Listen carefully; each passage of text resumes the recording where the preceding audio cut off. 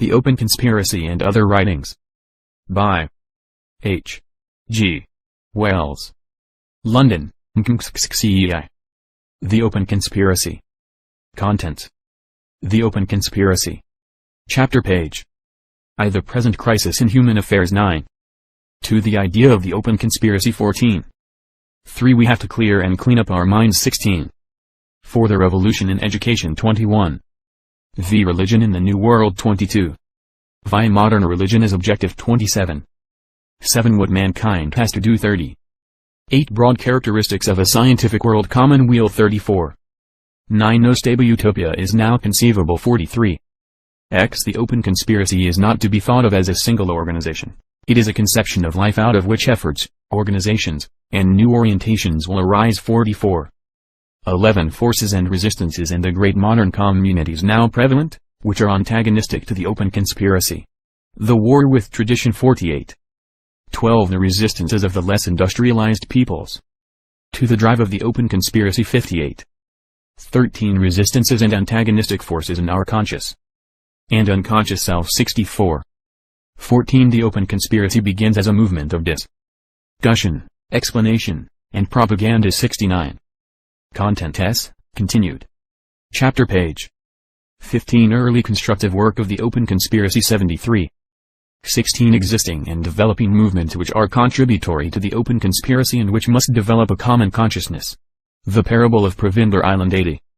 17. The creative home, social group, and school, the present waste of idealistic will 85. 18. Progressive development of the activities of the Open Conspiracy into a world control and commonweal. The hazards of the attempt 88. 19. Human life in the coming world community 92. The present crisis in human affairs. The world is undergoing immense changes. Never before have the conditions of life changed so swiftly and enormously as they have changed for mankind in the last 50 years. We have been carried along, with no means of measuring the increasing swiftness in the succession of events. We are only now beginning to realize the force and strength of the storm of change that has come upon us. These changes have not come upon our world from without. No huge meteorite from outer space has struck our planet, there have been no overwhelming outbreaks of volcanic violence or strange epidemic diseases, the sun has not flared up to excessive heat or suddenly shrunk into plunges into Arctic winter. The changes have come through men themselves. Quite a small number of people, heedless of the ultimate consequences of what they did, one man here and a group there, have made discoveries and produced and adopted inventions that have changed all the conditions of social life. We are now just beginning to realize the nature of these changes, to find words and phrases for them and put them down. First they began to happen, and then we began to see that they were happening. And now we are beginning to see how these changes are connected together and to get the measure of their consequences. We are getting our minds so clear about them that soon we shall be able to demonstrate them and explain them to our children in our schools. We do not do so at present. We do not give our children a chance of discovering that they live in a world of universal change. What are the broad lines upon which these alterations of condition are proceeding? It will be most convenient to deal with them in the order in which they came to be realized and seen clearly, rather than by the order in which they came about or by their logical order. They are more or less interdependent changes, they overlap and interact. It was only in the beginning of the 20th century that people began to realize the real significance of that aspect of our changing conditions to which the phrase the abolition of distance has been applied. For a whole century before that there had been a continual increase in the speed and safety of travel and transport and the ease and swiftness with which messages could be transmitted, but this increase had not seemed to be a matter of primary importance. Various results of railway, steamship, and telegraph became manifest, towns grew larger, spreading into the countryside, once 9. The Open Conspiracy. Inaccessible lands became areas of rapid settlement and cultivation, industrial centers began to live on imported food. News from remote parts lost its timeline and tended to become contemporary, but no one hailed these things as being more than improvements in existing conditions. They are not observed to be the beginnings of a profound revolution in the life of mankind. The attention of young people was not drawn to them, no attempt was made, or considered necessary, to adapt political and social institutions to this creeping enlargement of scale. Until the closing years of the 19th century there was no recognition of the real state of affairs. Then a few observant people began, in a rather tentative, commentary sort of way, to call attention to what was happening. They did not seem to be moved by the idea that something had to be done about it, they merely remarked, brightly and intelligently, that it was going on. and then they went on to the realization that this abolition of distance was only one aspect of much more far-reaching advances. Men were traveling about so much faster and flashing their communications instantly about the world because a progressive conquest of force and substance was going on. Improved transport was only one of a number of portentous consequences of that conquest, the first to be conspicuous and set men thinking, but not perhaps the first in importance. It dawned upon them that in the last 100 years there had been a stupendous progress in obtaining and utilizing mechanical power, a vast increase in the efficiency of mechanism, and associated with that an enormous increase in the substances available for man's purposes, from vulcanized rubber to the modern steels, and from petroleum and margarine to tungsten and aluminium. At first the general intelligence was disposed to regard these things as lucky finds, happy chance discoveries. It was not apprehended that the shower of finds was systematic and continuous. Popular writers told about these things, but they told of them at first as wonders, wonders like the pyramids, the Colossus of Rhodes, and the Great Wall of China. Few realized how much more they were than any wonders. The 7 wonders of the world left men free to go on living, toiling, marrying, and dying as they had been accustomed to for immemorial ages. If the 7 wonders had vanished or been multiplied 70, it would not have changed the lives of any large proportion of human beings. But these new powers and substances were modifying and transforming, unobtrusively, surely, and relentlessly, every particular of the normal life of mankind. They increased the amount of production and the methods of production. They made possible big business, to drive the small producer and the small distributor out of the market. They swept away factories and evoked new ones. They changed the face of the fields. They brought into the normal life, thing by thing and day by day, electric light and heating, bright cities at night, better aeration, new types of clothing, a fresh cleanliness. They changed a world where there had never been enough into a world of potential plenty, into a world of excessive plenty. It dawned upon their minds after their realization of the abolition of distance that shortage. The present crisis in human affairs too, of supplies had also been abolished, and that irksome toil was no longer necessary to produce everything material that man might require. It is only in the last dozen years that this broader and profounder fact has come through to the intelligence of any considerable number of people. Most of them have still to carry their realization a step farther and see how complete is the revolution in the character of the daily life these things involve. But there are still other changes outside this vast advance in the pace and power of material life. The biological sciences have undergone a corresponding extension. Medical art has attained a new level of efficiency, so that in all the modernizing societies of the world the average life is prolonged, and there is, in spite of a great fall in the birth rate, a steady, alarming increase in the world's population. The proportion of adults alive is greater than it has ever been before. Fewer and fewer human beings die young. This has changed the social atmosphere about us. The tragedy of lives cut short and ended prematurely is passing out of general experience. Health becomes prevalent. The continual toothaches, headaches, rheumatism, neuralgias, coughs, colds, indigestions that made up so large a part of the briefer lives of our grandfathers and grandmothers fade out of experience. We may all live now, we discover, without any great burden of toil or fear, wholesomely and abundantly, for as long as the desire to live is in us. But we do not do so. All this possible freedom of movement, this power and abundance, remains for most of us no more than possibility. There is a sense of profound instability about these achievements of our race. Even those who enjoy without security, and for the great multitude of mankind there is neither ease, plenty, nor freedom. Hard tasks, insufficiency, and unending money worries are still the ordinary stuff of life. Over everything human hangs the threat of such war as man has never known before. War armed and reinforced by all the powers and discoveries of modern science. When we demand why the achievement of power turns to distress and danger in our hands, we get some very unsatisfactory replies. The favorite platitude of the politician, excusing himself for the futilities of his business, is that moral progress has not kept pace with material advance. That seems to satisfy him completely, but it can satisfy no other intelligent person. He says moral. He leaves that word unexplained. Apparently he wants to shift the responsibility to our religious teachers. At the most he has made but the vaguest gesture towards a reply. And yet, when we consider it, charitably and sympathetically, there does seem to be a germ of reality in that phrase of his. What does moral mean? Mores means manners and customs. Morality is the conduct of life. It is what we do with our social lives. It is how we deal with ourselves in relation to our fellow creatures.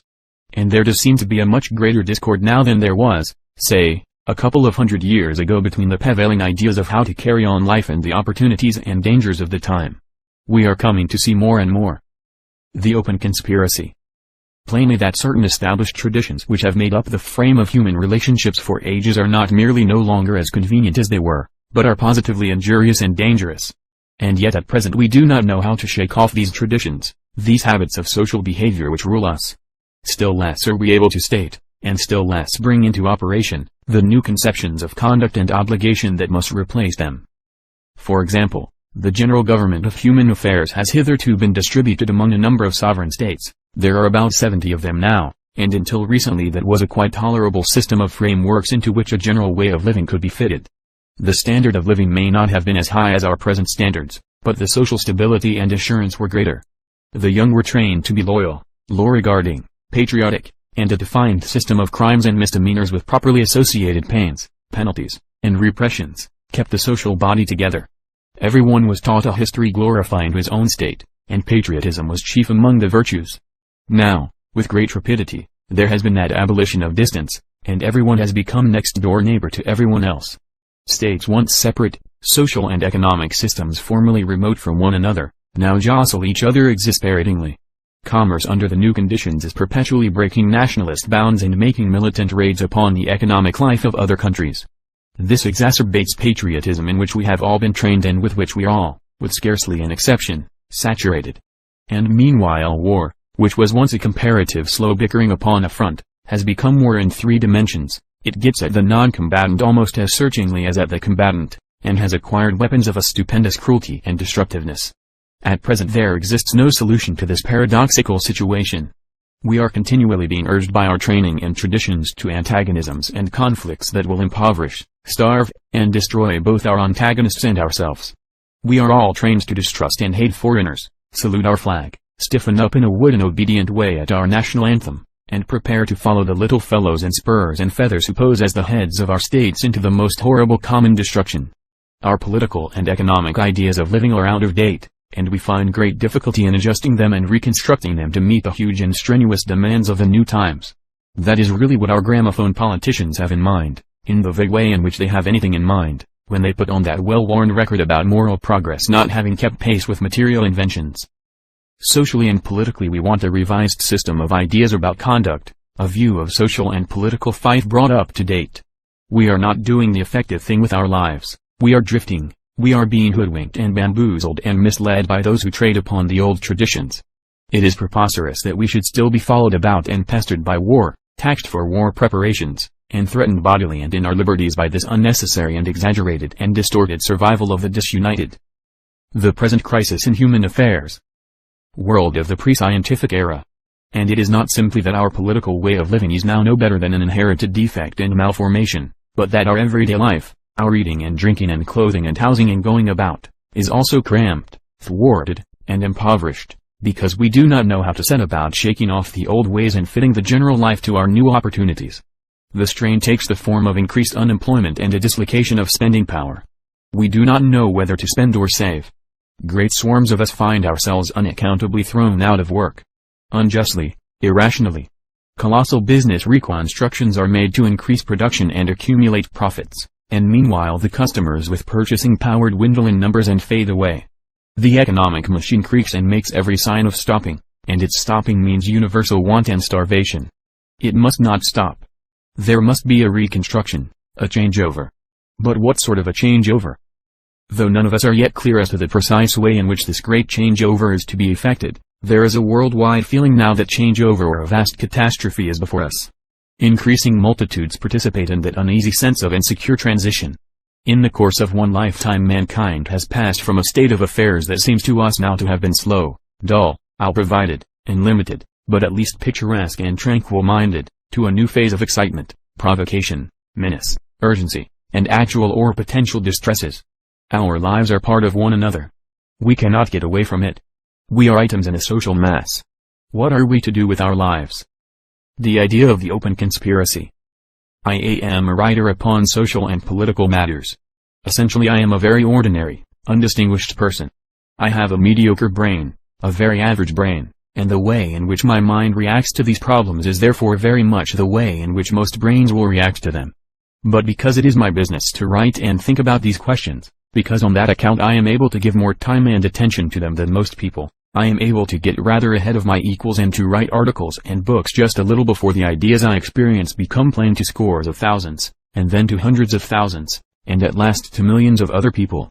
And so it happened that a few years ago, round about 1927, I became very anxious to clear up and give form to a knot of suggestions that seemed to me to have in them the solution of this riddle of adapting our lives to the immense new possibilities and the immense new dangers that confront mankind. It seemed to me that all over the world intelligent people were waking up to the indignity and absurdity of being endangered, restrained, and impoverished, by a mere uncritical adhesion to traditional governments, traditional ideas of economic life, and traditional forms of behavior, and that these awaking intelligent people must constitute first a protest and then a creative resistance to the inertia that was stifling and threatening us. These people I imagined would say first, "We are drifting, we are doing nothing worthwhile with our lives. Our lives are dull and stupid and not good enough." Then they would say, "What are we to do with our lives? And then, let us get together with other people of our sort and make over the world into a great world civilization that will enable us to realize the promises and avoid the dangers of this new time." It seemed to me that as, one after another, we woke up, that is what we should be saying. It amounted to a protest, first mental and then practical. It amounted to a sort of unpremeditated and unorganized conspiracy, against the fragmentary and insufficient governments and the widespread greed, appropriation, clumsiness, and waste that are now going on.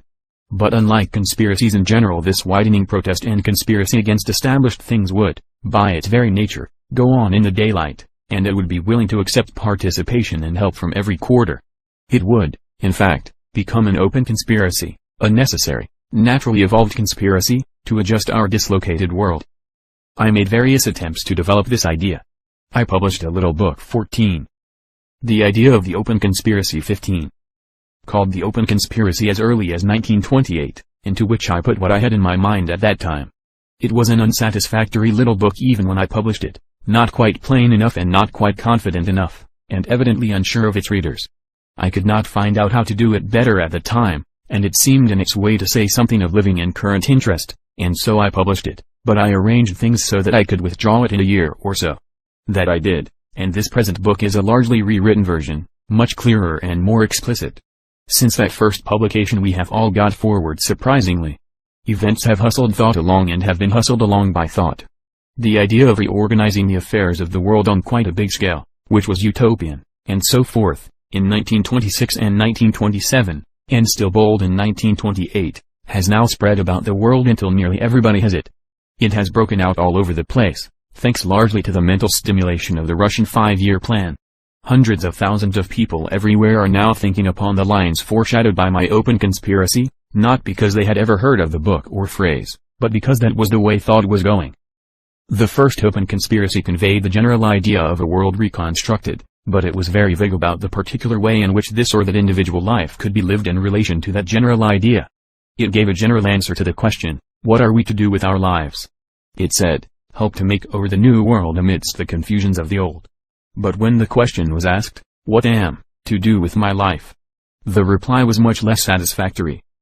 The intervening years of thought and experience make it possible, now, to bring this general idea of a reconstructive effort, an attempt to build up a new world within the dangers and disharmonies of our present state, into a much closer and more explicit relation to the individual open conspirator. We can present the thing in a better fight and handle it with a surer touch. We have to clear and clean up our minds. Now, one thing island fairly plain to most of us who are waking up to the need of living our lives in a new way and of making over the state, which is the framework of our lives, to meet the new demands upon it, and that is, that we have to put our own minds in order. Why have we only awakened now to the crisis in human affairs? The changes in progress have been going on with a steady acceleration for a couple of centuries.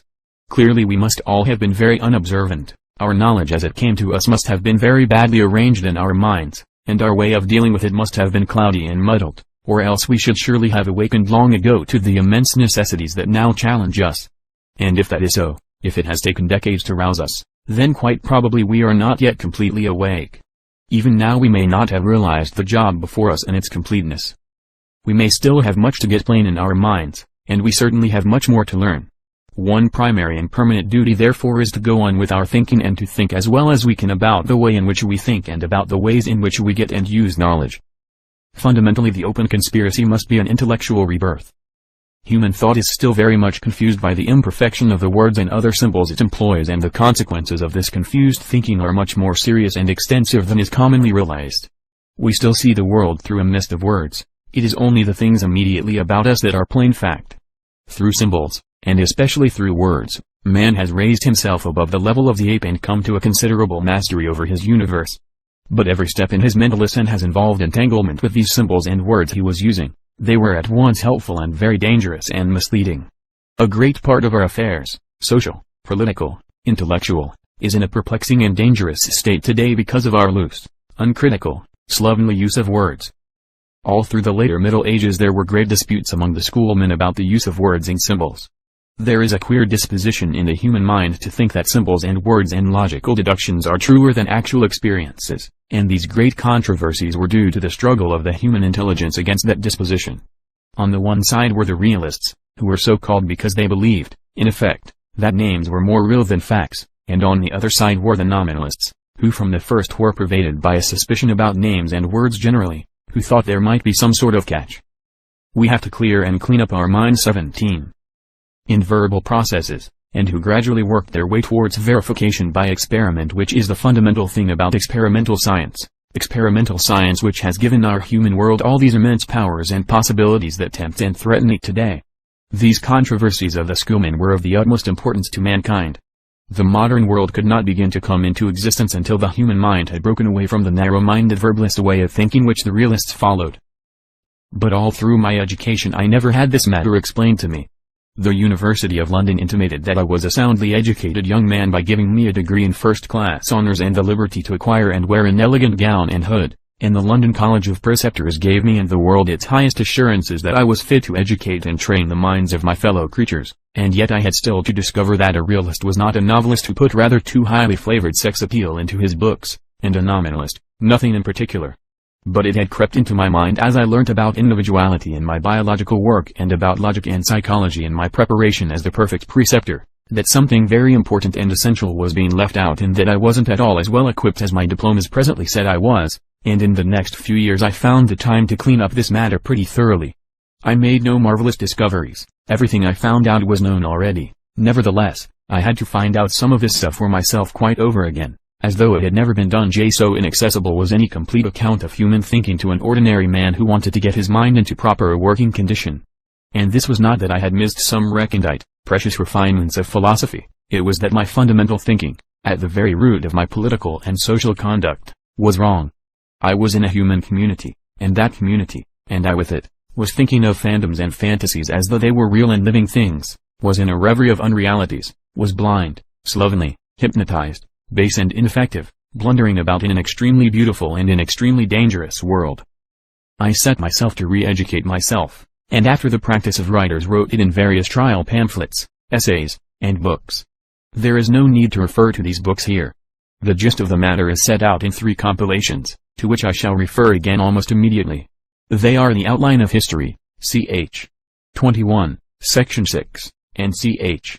33, section 6. The Science of Life, Book 8, on Thought and Behavior, and the Work, Wealth, and Happiness of Mankind, ch.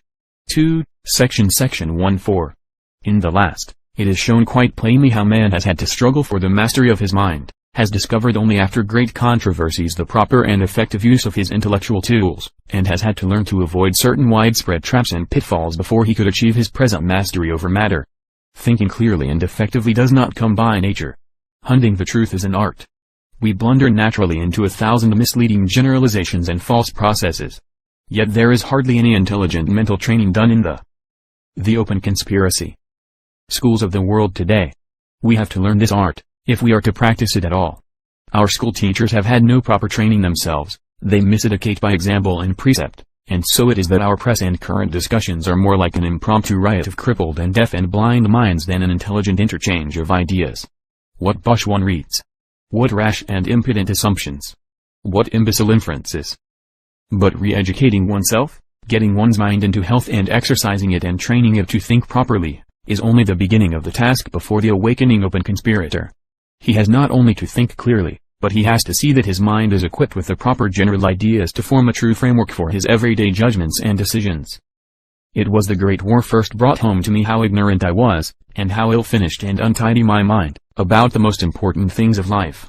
That disastrous waste of life, material and happiness, since it was practically worldwide, was manifestly the outcome of the processes that constitute the bulk of history, and yet I found I did not know, and nobody else seemed to know, history in such a fashion as to be able to explain how the Great War came about or what ought to come out of it. Versailles, we all seem to be agreed nowadays, was silly, but how could Versailles be anything else than what it was in view of the imperfect, lopsided, historical knowledge and the consequent suspicion, emotion, and prejudice of those who assembled there?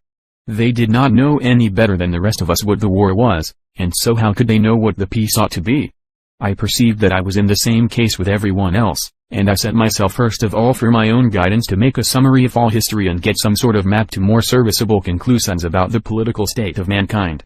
This summary I made was the outline of history, a shameless compilation and arrangement of the main facts of the world story, written without a touch of art or elegance, written indeed in a considerable hurry and excitement, and its sale, which is now in the 3rd million, showed how much I had in common with a great dispersed crowd of ordinary people, all wanting to know, all disgusted with the patriotic, litigious twaddling gossipy stuff given them as history by their schoolmasters and schoolmistresses which had led them into the disaster of the war.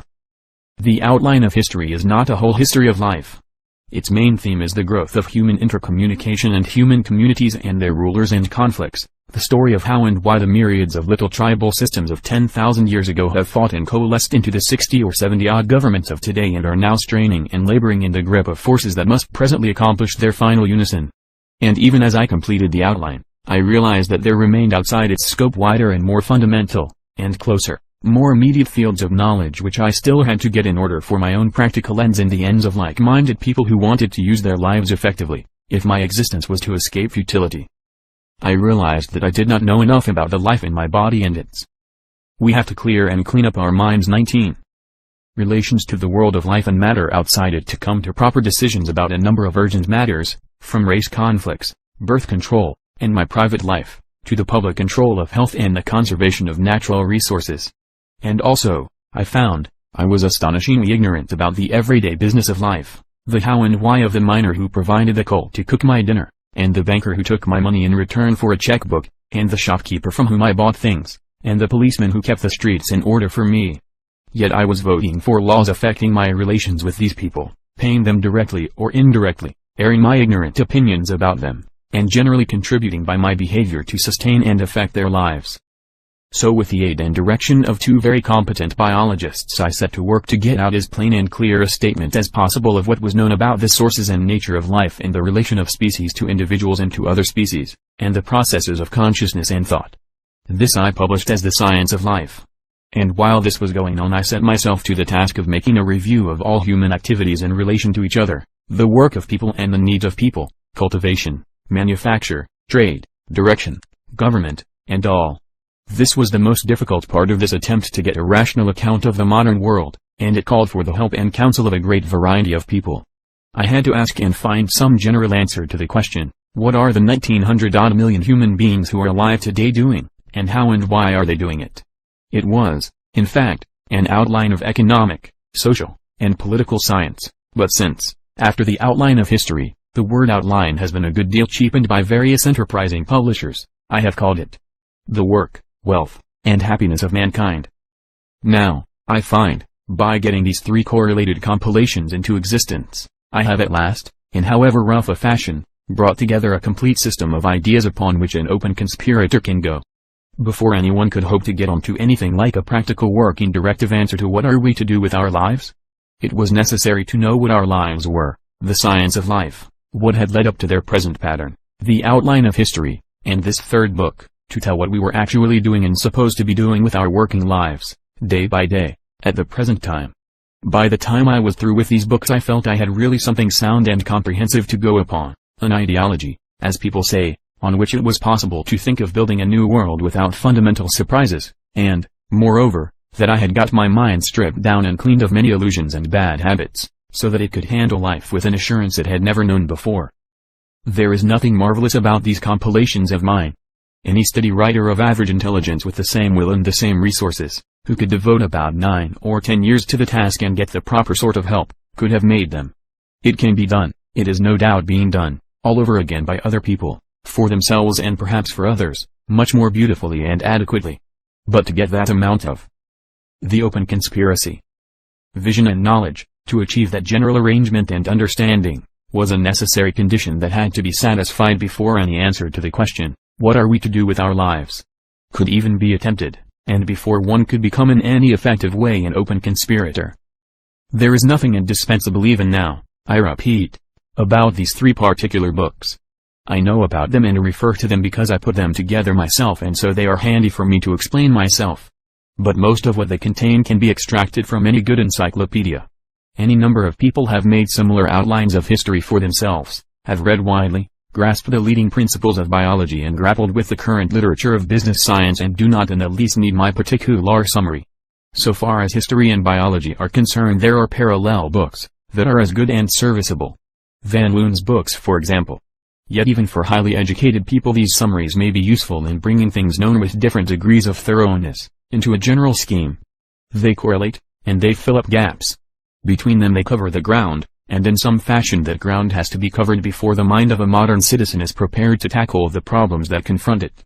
Otherwise he is an incapable citizen, he does not know where he is and where the world is, and if he is rich or influential he may be a very dangerous citizen indeed. Presently there will be far better compilations to meet this need, or perhaps the gist of all the three divisions of knowledge, concentrated and made more lucid and attractive, may be available as the intellectual frame of modern education throughout the world, as a general account of life that should be given to everyone.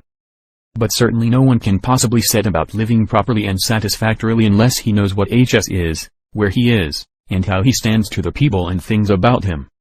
4. The revolution in education. Some sort of reckoning therefore between people awakened to the new world that dawns about us, and the schools, colleges, and machinery of formal education is overdue.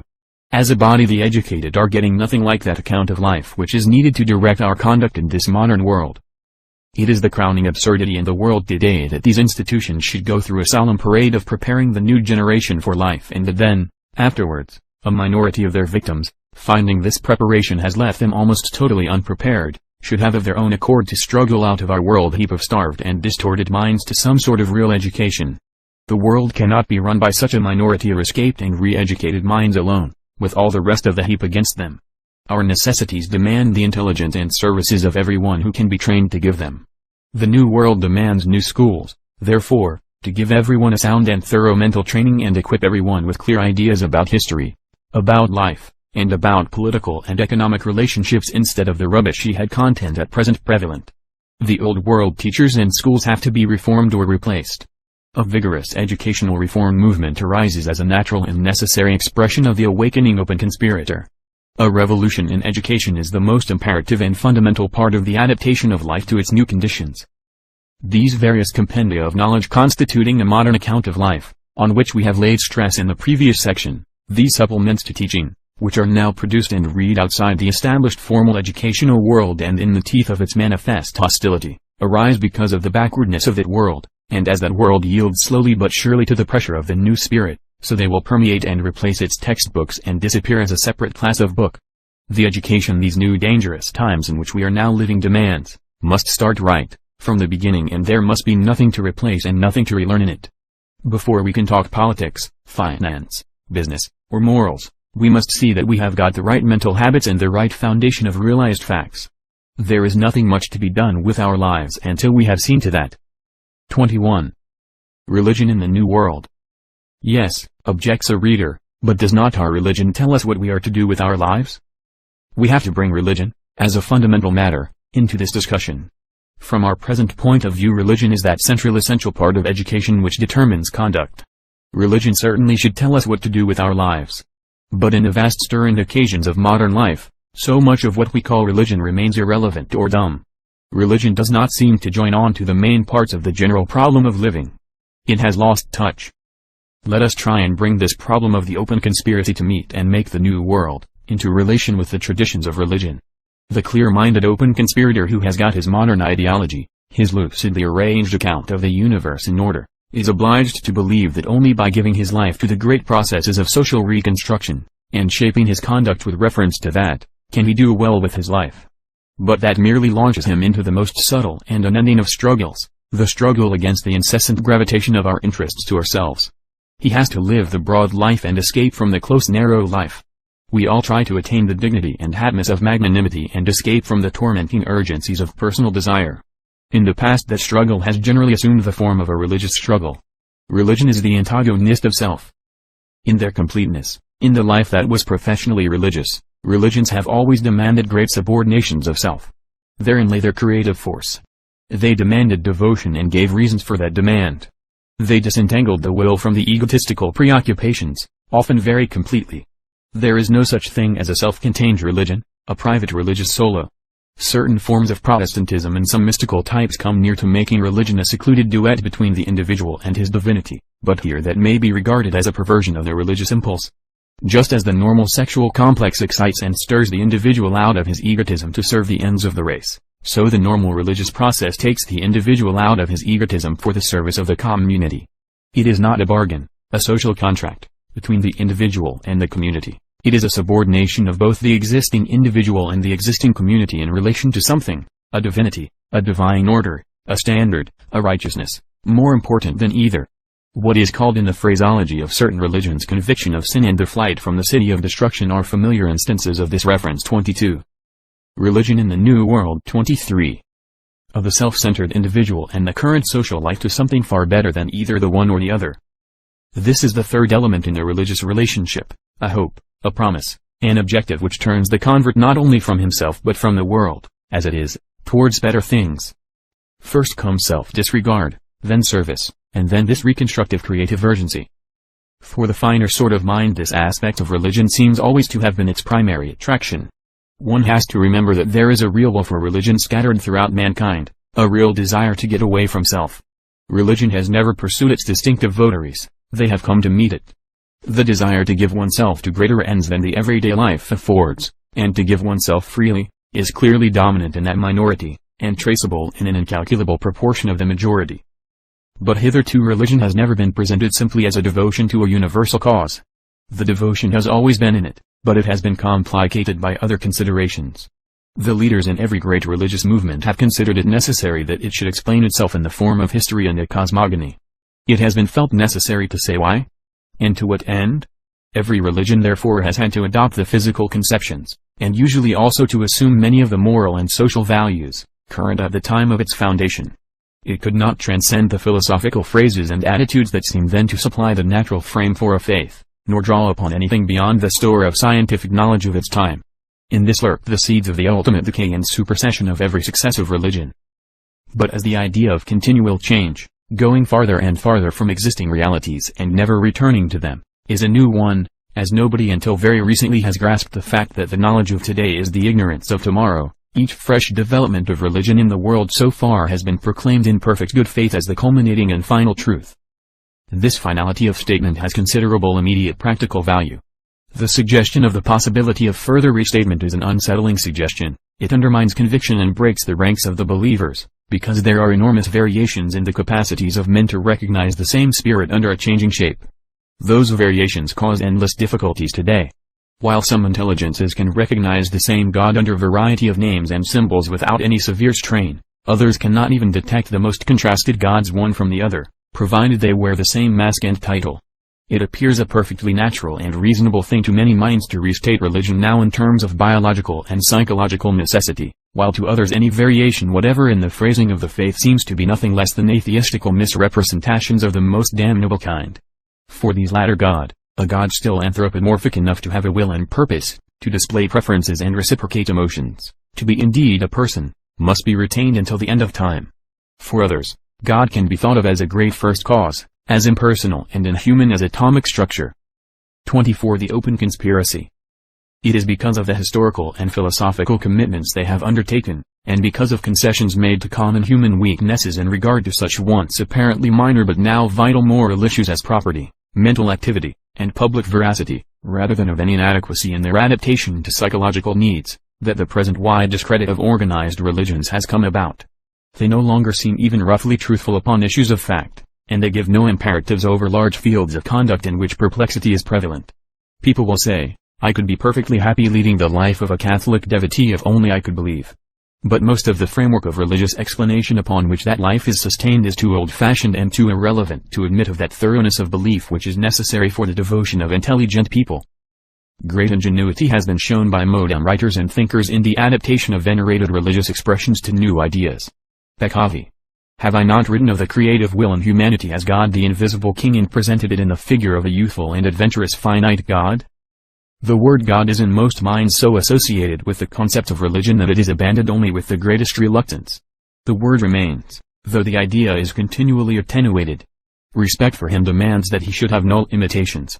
He is pushed farther and farther from actuality, therefore, and his definition becomes increasingly a bundle of negations, until at last, in his role of the absolute, he becomes an entirely negative expression. While we can speak of good, say some, we can speak of God.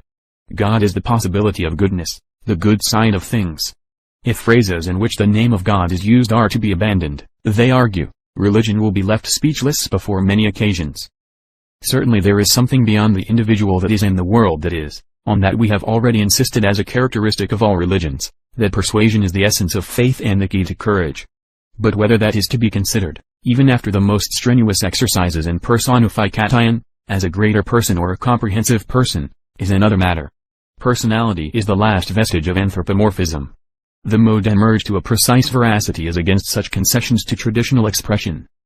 On the other hand, there is in many fine religious minds a desire amounting almost to a necessity for an object of devotion so individualized as to be capable at least of a receptive consciousness even if no definite response is conceded. One type of mind can accept a reality in itself which another must project and dramatize before it can comprehend it and react to it. The human soul is an intricate thing which will not endure elucidation when it passes beyond a certain degree of harshness and roughness.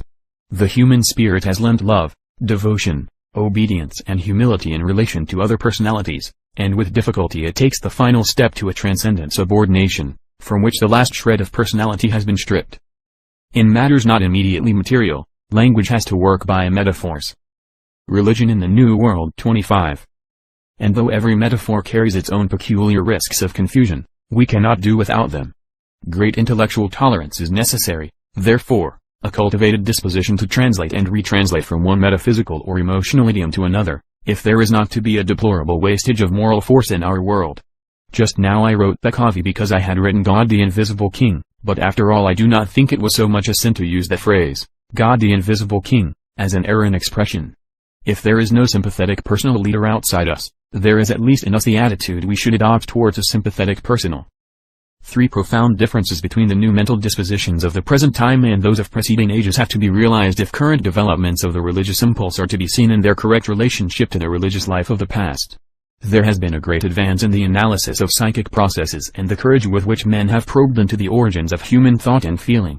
Following upon the biological advances that have made us recognize fish and amphibian in the bodily structure of man, have come these parallel developments in which we see elemental fear and lust and self-love molded, modified, and exalted, under the stress of social progress, into intricate human motives.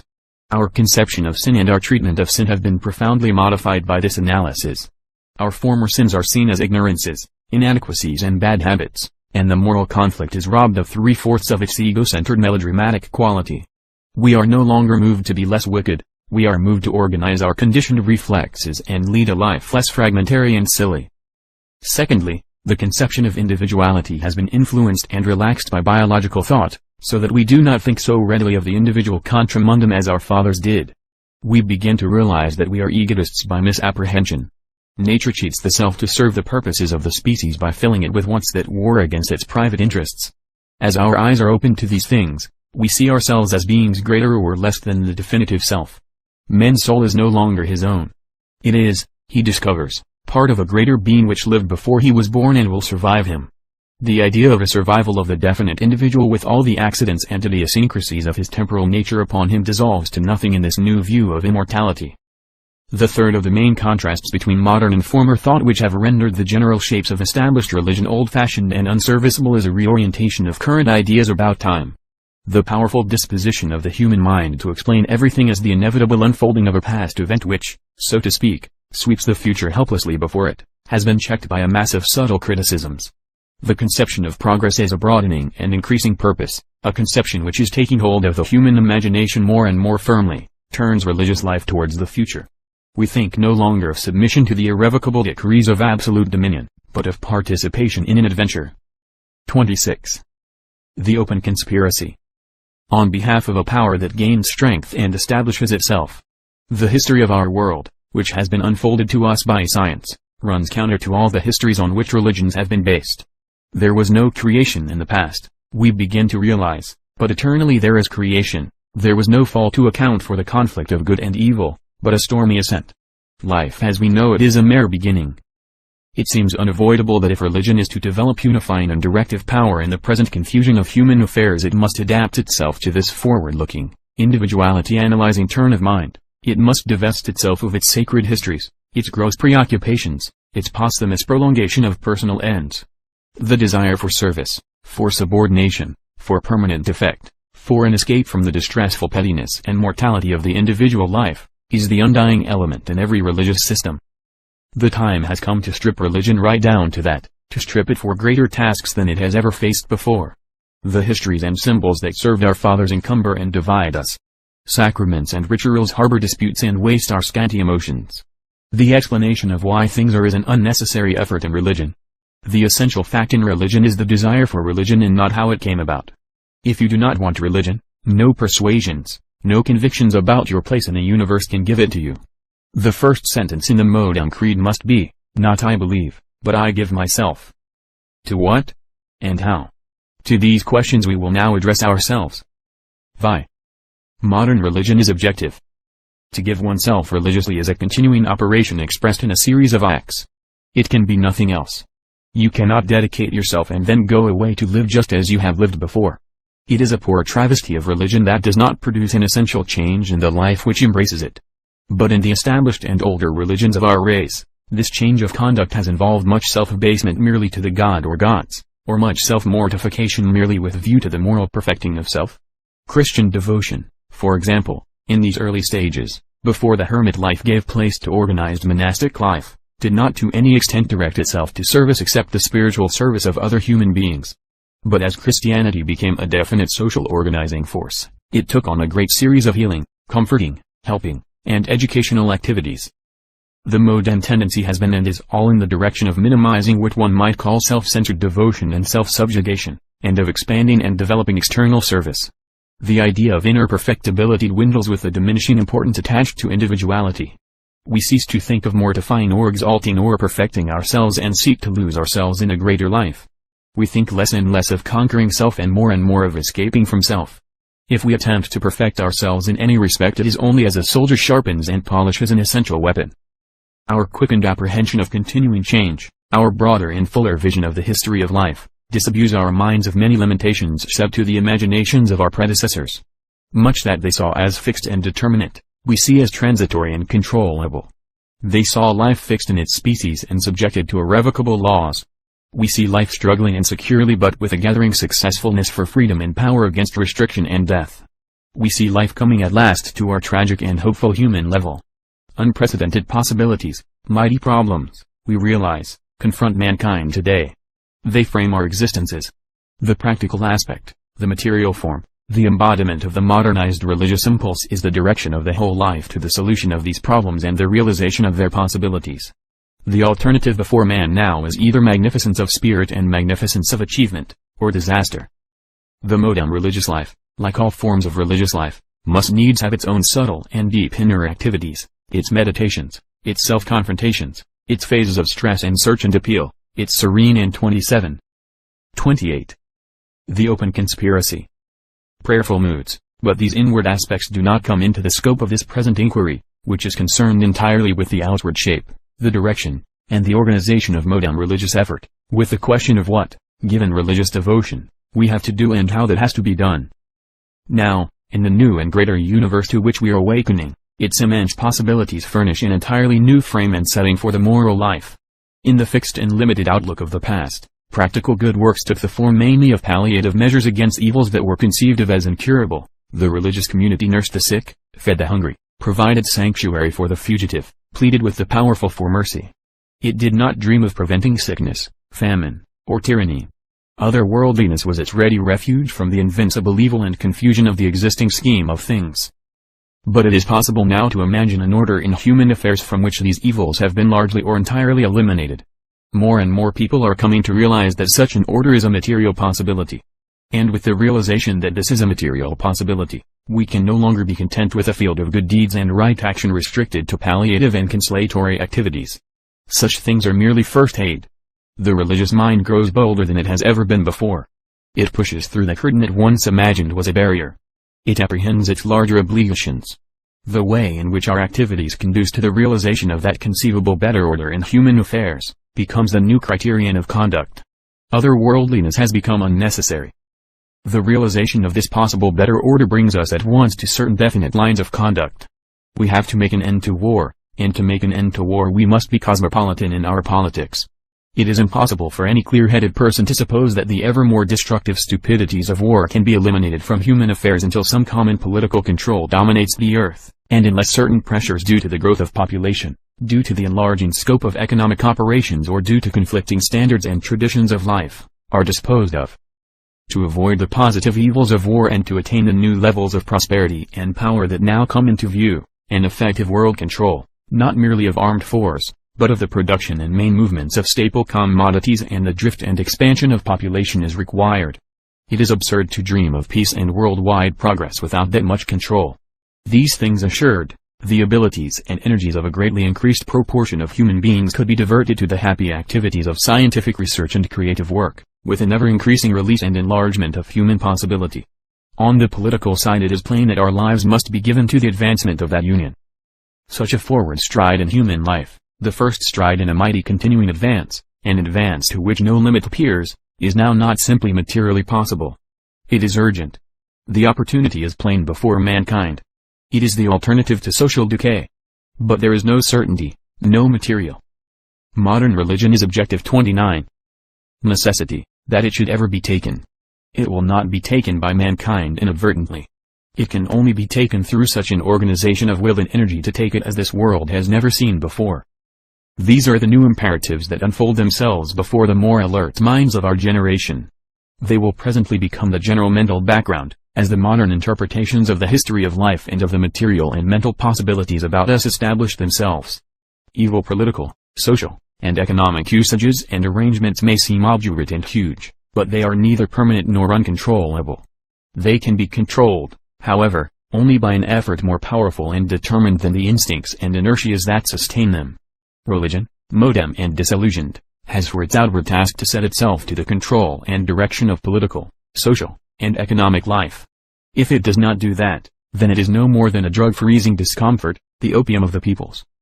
Can religion, or can it not, synthesize the needed effort to lift mankind out of our present disorders, dangers, baseness, frustrations, and futilities to a phase of relative security, accumulating knowledge, systematic and continuing growth in power and the widespread, deep happiness of hopeful and increasing life? Our answer here is that the religious spirit, in the light of modern knowledge, can do this thing, and our subject now is to inquire what are the necessary opening stages in the synthesis of that effort. We write, from this point onward, for those who believe that it can, and who do already grasp the implications of world history and contemporary scientific achievement. 7. What mankind has to do. Before we can consider the forms and methods of attacking this inevitable task of reconstruction, it will be well to draw the main lines and to attempt some measure of the magnitude of that task. What are the new forms that it is thus proposed to impose upon human life, and how are they to be evolved from or imposed upon the current forms? And against what passive and active resistances has this to be done? There can be no pause for replacement in the affairs of life. Day must follow day, and the common activities continue. The new world as a going concern must arise out of the old as a going concern. Now the most comprehensive conception of this new world is of one politically, socially, and economically unified. Within that frame fall all the other ideas of our progressive ambition. To this end we set our faces and seek to direct our lives. Many there are at present who apprehend it as a possibility but do not dare, it seems, to desire it, because of the enormous difficulties that intervene, and because they see as yet no intimations of a way through or around these difficulties. They do not see a way of escape from the patchwork of governments that grips them and divides mankind. The great majority of human beings have still to see the human adventure as one whole. They are obsessed by the air of permanence and finality in established things. They accept current reality as ultimate reality. As the saying goes, they take the world as they find it, But here we are writing for the modern-minded, and for them it is impossible to think of the world as secure and satisfactory until there exists a single world commonweal, preventing war and controlling those moral, biological, and economic forces and wastages that would otherwise lead to wars. And controlling them in the sense that science and man's realization and control of his powers and possibilities continually increase. Let us make clear what sort of government we are trying to substitute for the patchwork of today. It will be a new sort of direction with a new psychology. The method of direction of such a world commonweal is not likely to imitate the methods of existing sovereign states. It will be something new and altogether different. This point is not yet generally realized. It is too often assumed that the world commonweal will be, as it were, just the one heir and survivor of existing states, and that it will be a sort of megatherium of the same form and anatomy as its predecessors. But a little reflection will show that this is a mistake. Existing states are primarily militant states, and a world state cannot be militant. There will be little need for president or king to lead the marshaled hosts of humanity. 30. What mankind has to do. 31. For where there is no war there is no need of any leader to lead hosts anywhere, and in a polyglot world a parliament of mankind or any sort of council that meets and talks is an inconceivable instrument of government. The voice will cease to be a suitable vehicle. World government, like scientific process, will be conducted by statement, criticism, and publication that will be capable of efficient translation. The fundamental organization of contemporary states is plainly still military, and that is exactly what a world organization cannot be. Flags, uniforms, national anthems, patriotism sedulously cultivated in church and school, the brag, blare, and bluster of our competing sovereignties, belong to the phase of development the open conspiracy will supersede. We have to get clear of the clutter. The reasonable desire of all of us is that we should have the collective affairs of the world managed by suitably equipped groups of the most interested, intelligent, and devoted people, and that their activities should be subjected to a free, open, watchful criticism, restrained from making spasmodic interruptions but powerful enough to modify or supersede without haste or delay whatever is weakening or unsatisfactory in the general direction. A number of readers will be disposed to say that this is a very vague, undefined, and complicated conception of world government. But indeed it is a simplification. Not only are the present governments of the world a fragmentary competitive confusion, but none of them is as simple as it appears. They seem to be simple because they have formal heads and definite forms, councils, voting assemblies, and so forth, for arriving at decisions. But the formal heads, the kings, presidents, and so forth, are really not the directive heads. They are merely the figure heads. They do not decide. They merely make gestures of potent and dignified acquiescence when decisions are put to them. They are complicating shams. Nor do the councils and assemblies really decide.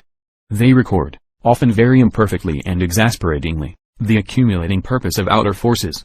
These outer really directive forces are no doubt very intricate in their operation. They depend finally on religious and educational forms and upon waves of gregarious feeling. But it does not in the least simplify the process of collective human activity to pretend that it is simple and to set up symbols and dummies in the guise of rulers and dictators to embody that pretense. To recognize the incurable intricacy of collective action is a mental simplification, to remain satisfied with the pretensions of existing governmental institutions, and to bring in all the problems of their procedure and interaction is to complicate the question. The present rudimentary development of collective psychology obliges us to be vague and provisional about the way in which the collective mind may best define its will for the purpose of administrative action. We may know that a thing is possible and still be unable to do it as yet, just as we knew that aviation was possible in 1900. Some method of decision there must certainly be in the definite administrative machinery. But it may turn out to be a much slighter, less elaborate organization than a consideration of existing methods might lead us to imagine. It may never become one. 32. The open conspiracy. Single interlocking administrative system. We may have systems of world control rather than a single world state. The practical regulations, enforcements, and officials needed to keep the world in good health, for example, may be only very loosely related to the system of controls that will maintain its communications in a state of efficiency. Enforcement and legal decisions, as we know them now, may be found to be enormously and needlessly cumbrous by our descendants. As the reasonableness of a thing is made plain, the need for its enforcement is diminished, and the necessity for litigation disappears. The open conspiracy, the world movement for the supersession or enlargement or fusion of existing political, economic, and social institutions must necessarily, as it grows, draw closer and closer to questions of practical control. It is likely in its growth to incorporate many active public servants and many industrial and financial leaders and directors. It may also assimilate great masses of intelligent workers. As its activities spread, it will work out a whole system of special methods of cooperation. As it grows, and by growing, it will learn the business of general direction and how to develop its critical function. A lucid, dispassionate, and imminent criticism is the primary necessity, the living spirit of a world civilization. The open conspiracy is essentially such a criticism, and the carrying out of such a criticism into working reality is the task of the open conspiracy.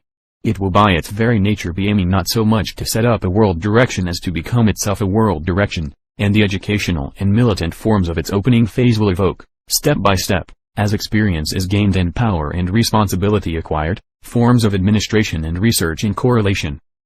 The difference is in nature and function between the world controls of the future and the state governments of the present age, which we have just pointed out favors a hope that the open conspiracy may come to its own in many cases rather by the fading out of these state governments through the inhibition and paralysis of their destructive militant and competitive activities than by a direct conflict to overthrow them.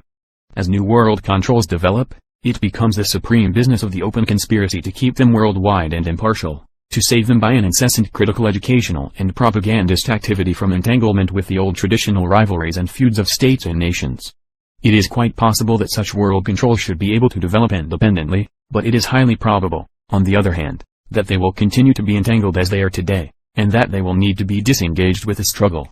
We repeat, the new directive organizations of men's affairs will not be of the same nature as old-fashioned governments. They will be in their nature biological, financial, and generally economic. And the old governments were primarily nothing of the sort. Their directive force will be, I, an effective criticism having the quality of science, and, 2, the growing will in men to have things right. The directive force of the older governments was the uncriticized fantasies and willfulness of an individual, a class, a tribe, or a majority. What mankind has to do. 33. The modernization of the religious impulse leads us straight to this effort for the establishment of the world state as a duty. And the close consideration of the necessary organization of that effort will bring the reader to the conclusion that a movement aiming at the establishment of a world directorate, however restricted that movement may be at first in numbers and power, must either contemplate the prospect of itself developing into a world directorate, and by the digestion and assimilation of superseded factors into an entire modern world community, or admit from the outset the futility, the spare-time amateurishness, of its gestures. 8. Broad characteristics of a scientific world commonweal. Continuing our examination of the practical task before the modern mind, we may next note the main lines of contemporary aspiration within this comprehensive outline of a world commonweal. Any sort of unification of human affairs will not serve the ends we seek. We aim at a particular sort of unification. A world Caesar is hardly better from the progressive viewpoint than world chaos. The unity we seek must mean a worldwide liberation of thought, experiment and creative effort.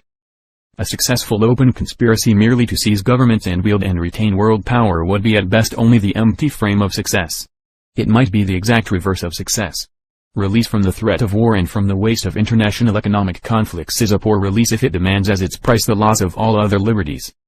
It is because we desire a unification of human direction, not simply for the sake of unity, but as a means of release to happiness and power, that it is necessary, at any cost, in delay, in loss of effective force, in strategic or tactical disadvantage, that the light of free, abundant criticism should play upon that direction and upon the movements and unifying organizations leading to the establishment of that unifying direction.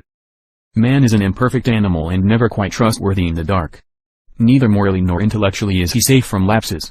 Most of us who are past our first youth know how little we can trust ourselves and are glad to have our activities checked and guarded by a sense of helpful inspection. It is for this reason that a movement to realize the conceivable better state of the world must deny itself the advantages of secret methods or tactical insincerities. It must leave that to its adversaries. We must declare our end plainly from the outset and risk no misunderstandings of our procedure. The open conspiracy against the traditional and now cramping and dangerous institutions of the world must be an open conspiracy and cannot remain righteous otherwise. It is lost if it goes underground. Every step to world unity must be taken in the daylight with the understanding sympathy of as many people as possible, or the sort of unity that will be won will be found to be scarcely worth the winning. The essential task would have to be recommenced again within the mere frame of unity thus attained. 34. Broad characteristics of a scientific world commonweal. 35. This candid attempt to take possession of the whole world, this open conspiracy of ours, must be made in the name of and for the sake of science and creative activity.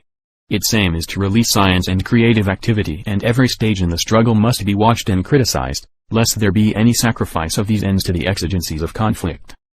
The security of creative progress and creative activity implies a competent regulation of the economic life in the collective interest. There must be food, shelter and leisure for all. The fundamental needs of the animal life must be assured before human life can have free play. Man does not live by bread alone, he eats that he may learn and adventure creatively, but unless he eats he cannot adventure. His life is primarily economic, as a house is primarily a foundation, and economic justice and efficiency must underlie all other activities, but to judge human society and organize political and social activities entirely on economic grounds is to forget the objectives of life's campaign in a preoccupation with supply. It is true that man, like the animal world in general from which he has risen, is the creature of a struggle for sustenance, but unlike the animals, man can resort to methods of escape from that competitive pressure upon the means of subsistence, which has been the lot of every other animal species. He can restrain the increase in his numbers, and he seems capable of still quite undefined expansions of his productivity per head of population. He can escape therefore from the struggle for subsistence altogether with a surplus of energy such as no other kind of animal species has ever possessed. Intelligent control of population is a possibility which puts man outside competitive processes that have hitherto ruled the modification of species, and he can be released from these processes in no other way. There is a clear hope that, later, directed breeding will come within his scope, but that goes beyond his present range of practical achievement, and we need not discuss it further here. Suffice it for us here that the world community of our desires, the organized world community conducting and ensuring its own progress, requires a deliberate collective control of population as a primary condition. There is no strong instinctive desire for multitudinous offspring, as such, in the feminine makeup. The reproductive impulses operate indirectly. Nature ensures a pressure of population through passions and instincts that, given sufficient knowledge, intelligence, and freedom on the part of women, can be satisfactorily gratified and tranquilized, if need be, without the production of numerous children. Very slight adjustments in social and economic arrangements will, in a world of clear available knowledge and straightforward practice in these matters, supply sufficient inducement or discouragement to affect the general birth rate or the birth rate of specific types as the directive sense of the community may consider desirable. So long as the majority of human beings are begotten involuntarily in lust and ignorance, so long does man remain like any other animal under the molding pressure of competition for subsistence. Social and political processes change entirely in their character when we recognize the possibility. 36. The open conspiracy and practicability of this fundamental revolution in human biology. In a world so relieved, the production of staple necessities presents a series of problems altogether less distressful than those of the present scramble for possessions and self-indulgence on the part of the successful, and for work and a bare living on the part of the masses. With the increase of population unrestrained, there was, as the end of the economic process, no practical alternative to a multitudinous equality at the level of bare subsistence, except through such an inequality of economic arrangements as allowed a minority to maintain a higher standard of life by withholding whatever surplus of production it could grasp, from consumption in mere proletarian breeding. In the past and at present, what is called the capitalist system, that is to say the unsystematic exploitation of production by private owners under the protection of the law, has, on the whole, in spite of much waste and conflict, worked beneficially by checking that gravitation to a universal low-grade consumption which would have been the inevitable outcome of a socialism oblivious of biological processes. With effective restraint upon the increase of population, however, entirely new possibilities open out before mankind. The besetting vice of economic science, orthodox and unorthodox alike, has been the vice of beginning in the air, with current practice and current convictions, with questions of wages, prices, values, and possession, when the profounder issues of human association are really not to be found at all on these levels. The primary issues of human association are biological and psychological, and the essentials of economics are problems in applied physics and chemistry. The first thing we should examine is what we want to do with natural resources, and the next, how to get men to do what has to be done as pleasurably and effectively as possible. Then we should have a standard by which to judge the methods of today. But the academic economists, and still more so Marx and his followers, refuse to deal with these fundamentals, and, with a stupid pose of sound practical wisdom, insist on opening up their case with an uncritical acceptance of the common antagonism of employers and employed and a long rigmarole about profits and wages. Ownership and expropriated labor are only one set of many possible sets of economic method. The economists, however, will attend seriously only to the current set, the rest they ignore, and the Marxists, with their uncontrollable disposition to use nicknames in the place of judgments, condemn all others as utopian, a word as final in its dismissal from the minds of the elect as that other pet counter in the communist substitute for thought, bourgeois. If they can persuade themselves that an idea or a statement is utopian or bourgeois, it does not seem to matter in the least to them whether it is right or wrong. It is disposed of. Just as in gentler circles anything is disposed of that can be labeled atheistical, subversive or disloyal. If a century and a half ago the world had submitted its problems of transport to the economists, they would have put aside, with as little wasted breath and ink as possible, all talk about railways, motorcars, steamships. Broad characteristics of a scientific world Commonweal 37. And aeroplanes, and, with a fine sense of extravagance rebuked, set themselves to long neuralgic dissertations, disputations, and treatises upon highroads and the methods of connecting them, turnpike gates, canals, the influence of lock fees on bargemen, tidal landing places, anchorages, surplus carrying capacity, carriers, caravans, hand-barrows, and the pedestrian ariot. There would have been a rapid and easy differentiation in feeling and requirements between the horse-owning minority and the walking majority. The wrongs of the latter would have tortured the mind of every philosopher who could not ride, and been minimized by every philosopher who could, and there would have been a broad rift between the narrow footpath school, the no footpath school, and the school which would look forward to a time when every horse would have to be led along one universal footpath under the dictatorship of the pedestrian ariot. All with the profoundest gravity and dignity. These things, footpaths and roads and canals with their traffic, were real, and utopian projects for getting along at 30 or 40 miles an hour or more uphill and against wind and tide, let alone the still more incredible suggestion of air transport, would have been smiled and sneered out of court. Life went about on its legs, with a certain assistance from wheels, or floated, rode and was blown about on water, so it had been, and so it would always be.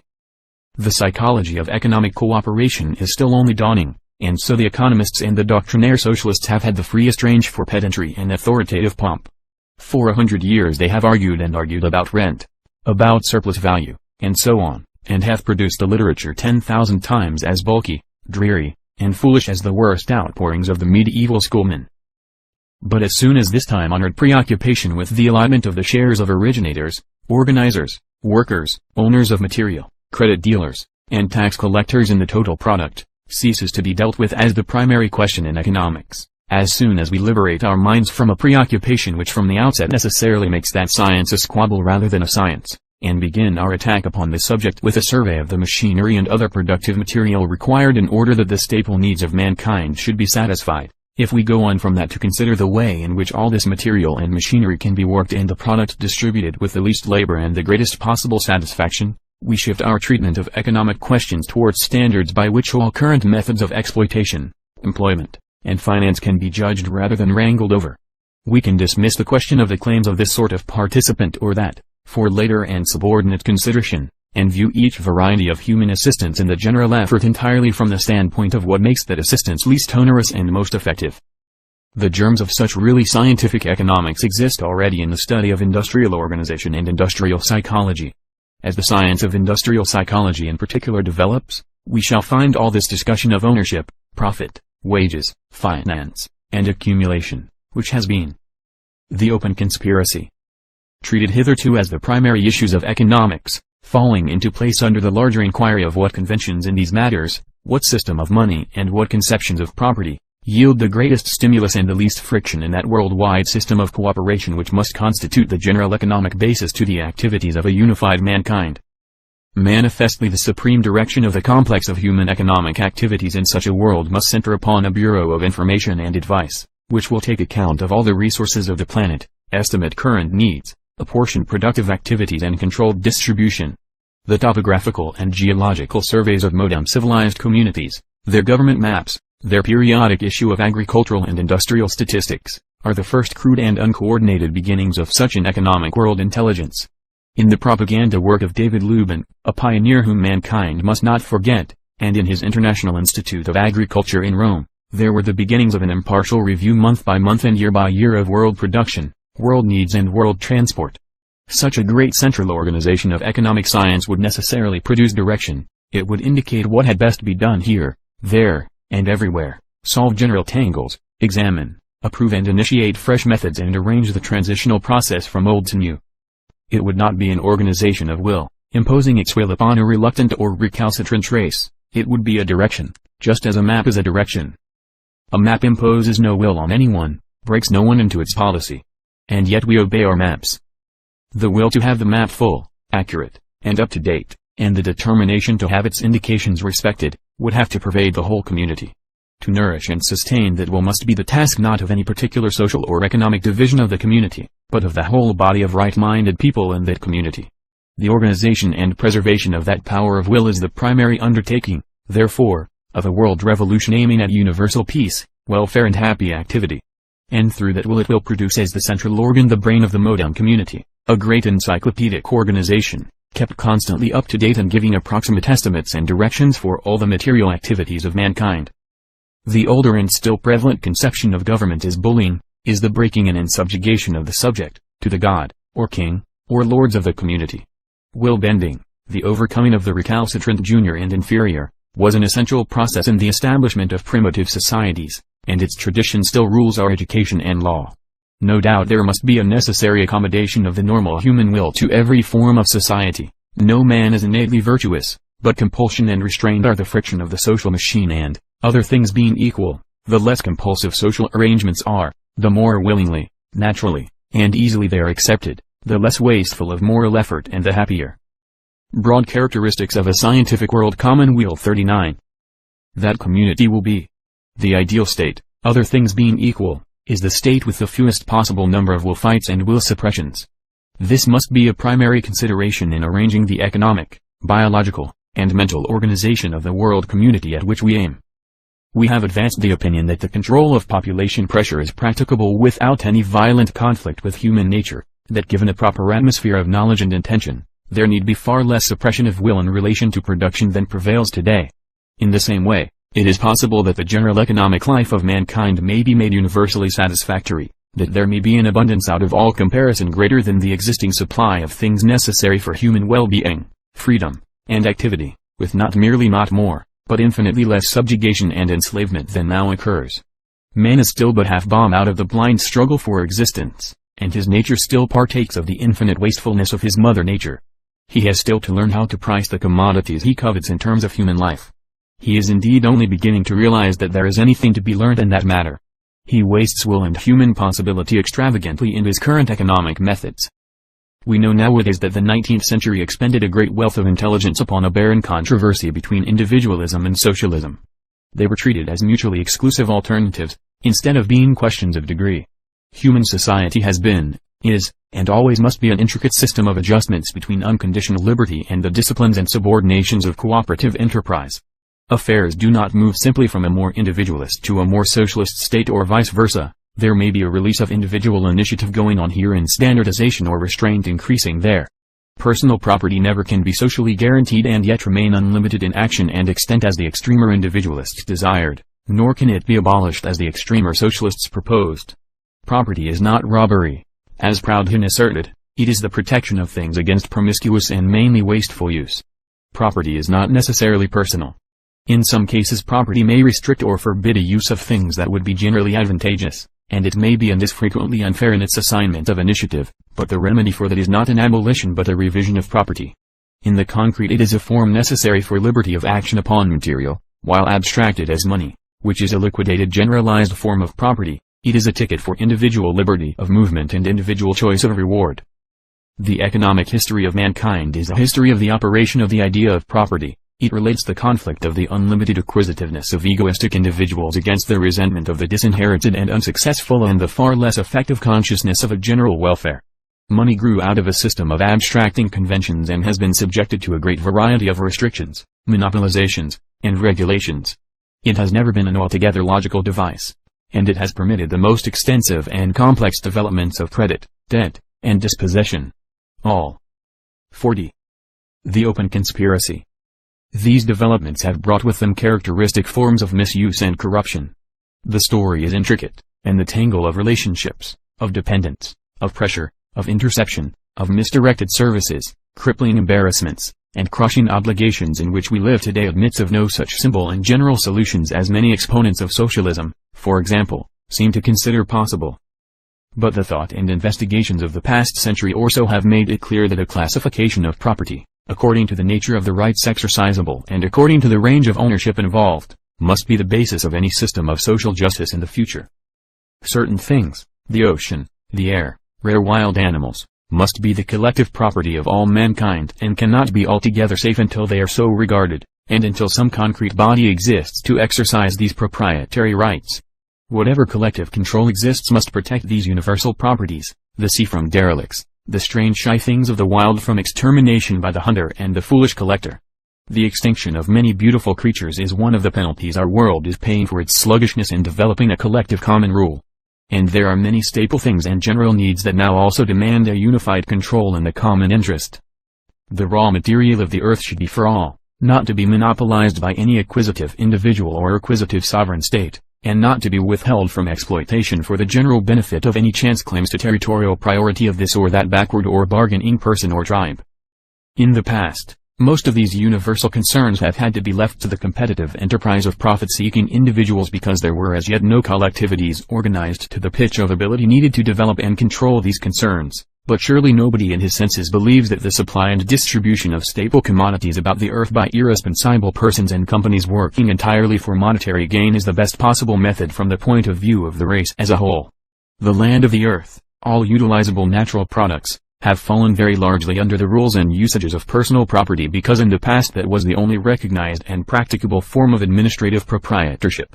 The development both of extensive proprietary companies and of government departments with economic functions has been a matter of the last few centuries, the development, that is to say, of communal, more or less impersonal ownership, and it is only through these developments that the idea of organized collectivity of proprietorship has become credible. Even in quite modern state enterprises there is a tendency to recall the role of the vigilant, jealous, and primitive personal proprietor in the fiction of ownership by His Majesty the King. In Great Britain, for example, Georgius Rex is still dimly supposed to hover over the Postmaster General of his post office, approve, disapprove, and call him to account. But the postal union of the world which steers a registered letter from Chile to Norway or from Ireland to Pekin is almost completely divorced from the convention of an individual owner. It works, it is criticized without awe or broad characteristics of a scientific world commonweal. 41. Malice. Except for the stealing and steaming of letters practiced by the political police of various countries, it works fairly well. And the only force behind it to keep it working well is the conscious common sense of mankind.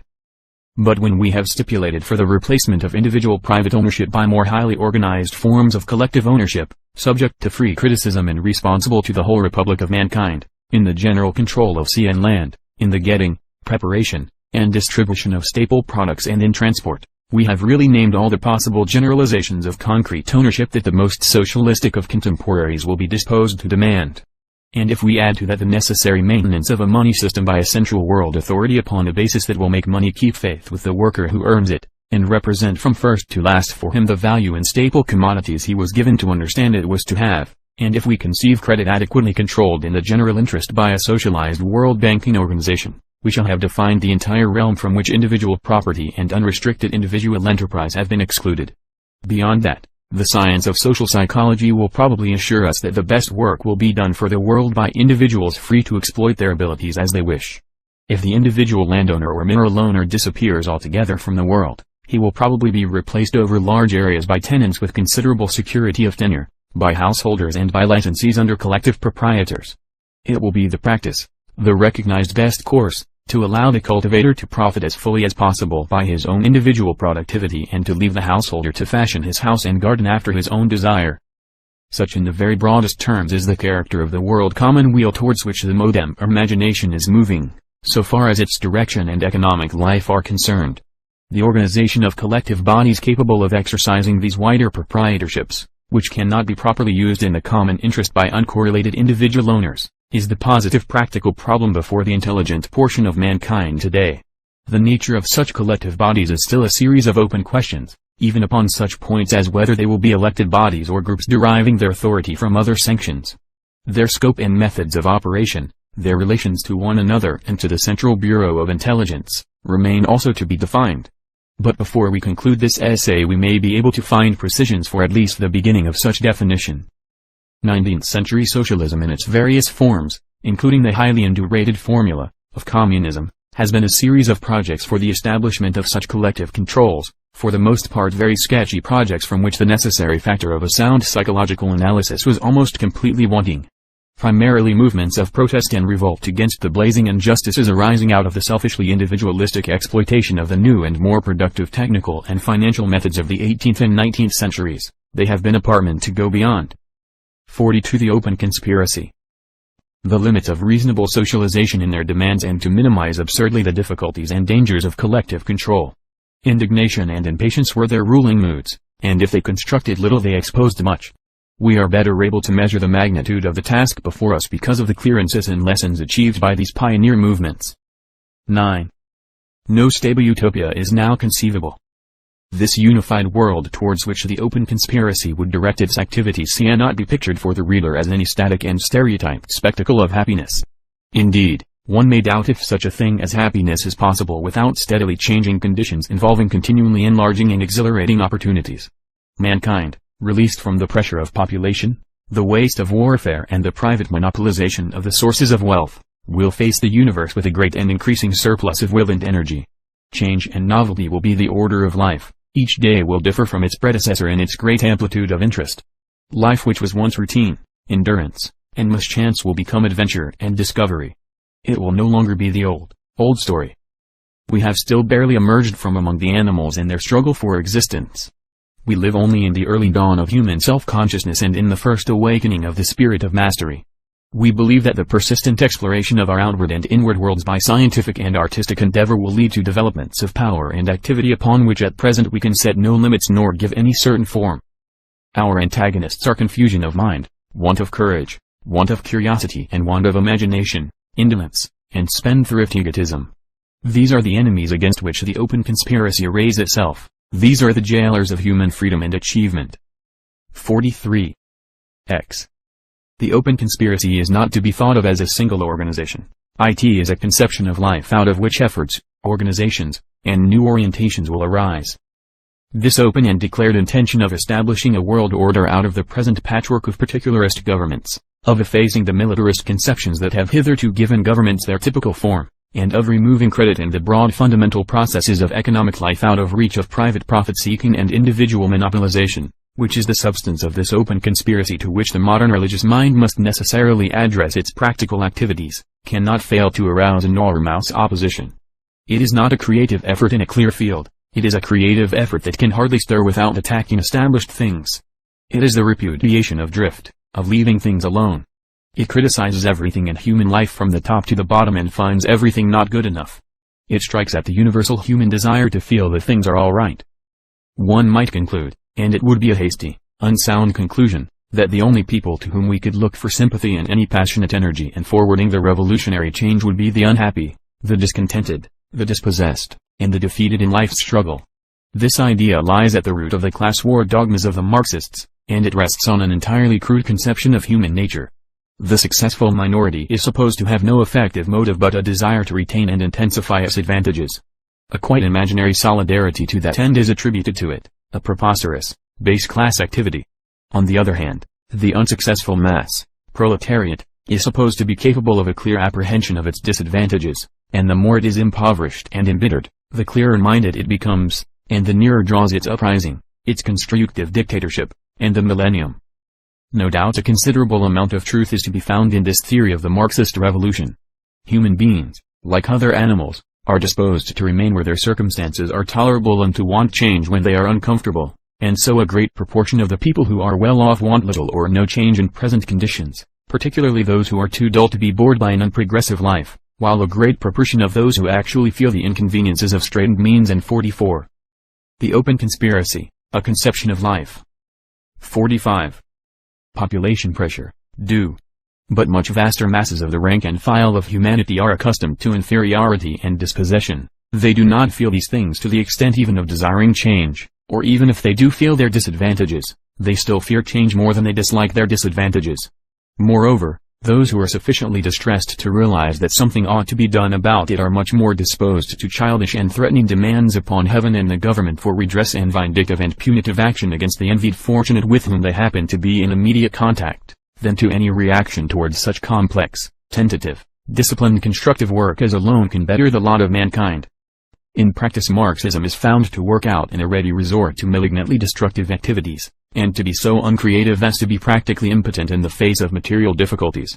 In Russia, where, in and about the urban centers, at least, Marxism has been put to the test, the doctrine of the Workers' Republic remains as a unifying cant, a test of orthodoxy of as little practical significance there as the communism of Jesus and communion with Christ in Christendom, while beneath this creed a small oligarchy which has attained power by its profession does its obstinate best, much hampered by the suspicion and hostility of the Western financiers and politicians, to carry on a series of interesting and varyingly successful experiments in the socialization of economic life. Here we have no scope to discuss the N.E.P. and the 5-year plan. They are dealt with in the work, wealth, and happiness of mankind. Neither was properly communist. The 5-year plan is carried out as an autocratic state capitalism. Each year shows more and more clearly that Marxism and communism are divagations from the path of human progress, and that the line of advance must follow a course more intricate and less flattering to the common impulses of our nature. The one main strand of truth in the theory of social development woven by Marx and Engels is that successful, comfortable people are disposed to dislike, obstruct and even resist actively any substantial changes in the current patchwork of arrangements, however great the ultimate dangers of that patchwork may be or the privations and sufferings of other people involved in it. The one main strand of error in the theory is the facile assumption that the people at a disadvantage will be stirred to anything more than chaotic and destructive expressions of resentment. If now we reject the error and accept the truth, we lose the delusive comfort of belief in the magic giant, the proletariat, who will dictate, arrange, restore, and create, but we clear the way for the recognition of an elite of intelligent, creative-minded people scattered through the whole community, and for a study of the method of making this creative element effective in human affairs against the massive oppositions of selfishness and unimaginative self-protective conservatism. Now, certain classes of people such as thugs and burglars seem to be harmful to society without a redeeming point about them, and others, such as race-course bookmakers, seem to provide the minimum of distraction and entertainment with a maximum of mischief. Willful idlers are a mere 46. The open conspiracy. Birth known the community. Other social classes again, professional soldiers, for example, have a certain traditional honorableness which disguises the essentially parasitic relationship of their services to the developing modern community. Armies and armaments are cancers produced by the malignant development of the patriotic virus under modern conditions of exaggeration and mass suggestion. But since there are armies prepared to act coercively in the world today, it is necessary that the open conspiracy should develop within itself the competence to resist military coercion in combat and destroy armies that stand in the way of its emergence. Possibly the first two types here instance may be condemned as classes and excluded as classes from any participation in the organized effort to recast the world, but quite obviously the soldier cannot. The world commonweal will need its own scientific methods of protection so long as there are people running about the planet with flags and uniforms and weapons, offering violence to their fellow men and interfering with the free movements of commodities in the name of national sovereignty. And when we come to the general functioning classes, landowners, industrial organizers, bankers, and so forth, who control the present system, such as it should be still plainer that it is very largely from the ranks of these classes, and from their stores of experience and traditions of method, that the directive forces of the new order must emerge. The open conspiracy can have nothing to do with the heresy that the path of human progress lies through an extensive class war. Let us consider, for example, how the open conspiracy stems to such a complex of activities, usages, accumulations, advantages as constitutes the banking world. There are no doubt many bankers and many practices in banking which make for personal or group advantage to the general detriment. They forestall, monopolize, constrain, and extort, and so increase their riches. And another large part of that banking world follows routine and established usage. It is carrying on and keeping things going, and it is neither inimical nor conducive to the development of a progressive world organization of finance. But there remains a residuum of original and intelligent people in banking or associated with banking or mentally interested in banking, who do realize that banking plays a very important and interesting part in the world's affairs, who are curious about their own intricate function and disposed towards a scientific investigation of its origins, conditions, and future possibilities. Such types move naturally towards the open conspiracy. Their inquiries carry them inevitably outside the banker's habitual field to an examination of the nature, drift, and destiny of the entire economic process. Now the theme of the preceding paragraph might be repeated with variations through a score of paragraphs in which appropriate modifications would adapt it to the industrial organizer, the merchant and organizer of transport, the advertiser, the retail distributor, the agriculturalist, the engineer, the builder, the economic chemist, and a number of other types functional in the contemporary community. In all we should distinguish firstly, a base and harmful section, then a mediocre section following.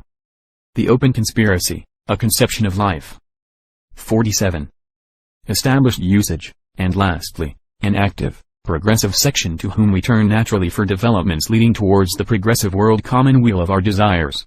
And our analysis might penetrate further than separation into types of individuals. In nearly every individual instance we should find a mixed composition, a human being of fluctuating moods and confused purposes, sometimes base, sometimes drifting with the tide and sometimes alert and intellectually and morally quickened. The open conspiracy must be content to take a fraction of a man, as it appeals to fractions of many classes, if it cannot get him all together. This idea of drawing together a proportion of all or nearly all the functional classes in contemporary communities in order to weave the beginnings of a world community out of their selection is a fairly obvious one, and yet it has still to win practical recognition. Man is a morbidly gregarious and partisan creature. He is deep in his immediate struggles and stands by his own kind because in so doing he defends himself. The industrialist is best equipped to criticize his fellow industrialist, but he finds the root of all evil in the banker. The wages worker shifts the blame for all social wrongs on the employing class. There is an element of exasperation in most economic and social reactions, and there is hardly a reforming or revolutionary movement in history which is not essentially an indiscriminate attack of one functioning class or type upon another, on the assumption that the attacked class is entirely to blame for the clash and that the attacking class is self-sufficient in the commonweal and can dispense with its annoying collaborator. A considerable element of justice usually enters into such recriminations. But the open conspiracy cannot avail itself of these class animosities for its driving force. It can have, therefore, no uniform method of approach. For each class it has a conception of modification and development, and each class it approaches therefore at a distinctive angle.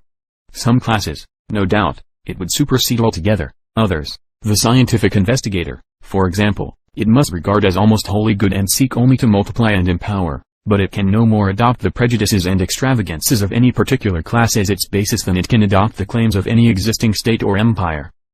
When it is clearly understood that the binding links of the open conspiracy we have in mind are certain broad general ideas, and that, except perhaps in the case of scientific workers, we have no current set of attitudes of mind and habits of activity which we can turn over directly and unmodified to the service of the conspiracy, we are in a position to realize that the movement we contemplate must from the outset be diversified in its traditions and elements and various in its methods.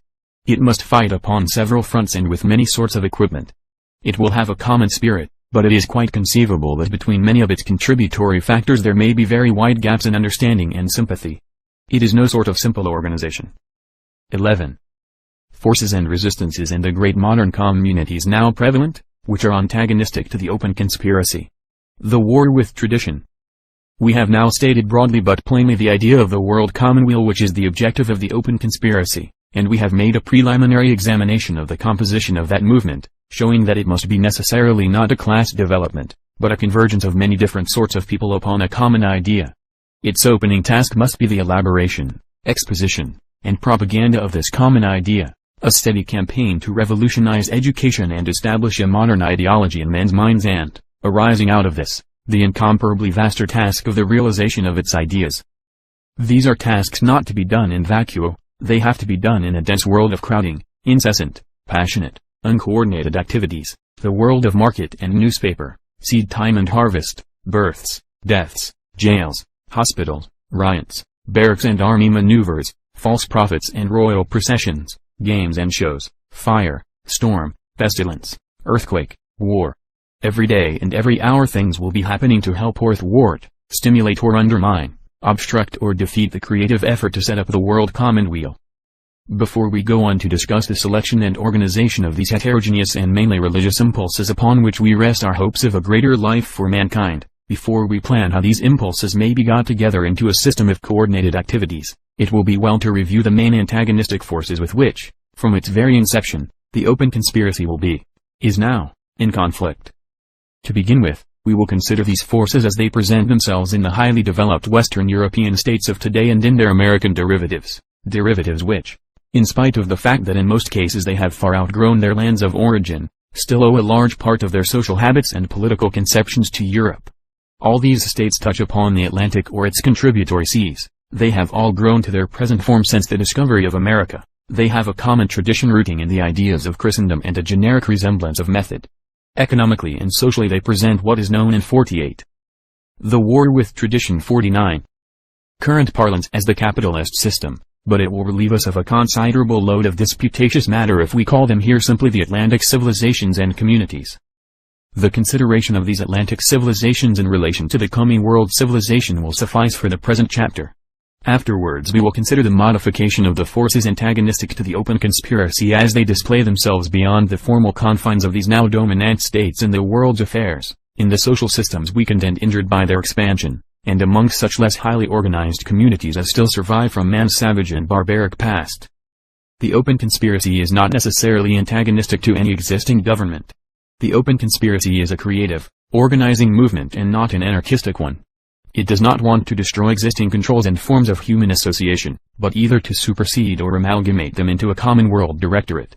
If constitutions, parliaments, and kings can be dealt with as provisional institutions, trustees for the coming of age of the world commonweal, and insofar as they are conducted in that spirit, the open conspiracy makes no attack upon them. But most governments will not set about their business as in any way provisional. They and their supporters insist upon a reverence and obedience which repudiate any possibility of supersession. What should be an instrument becomes a divinity.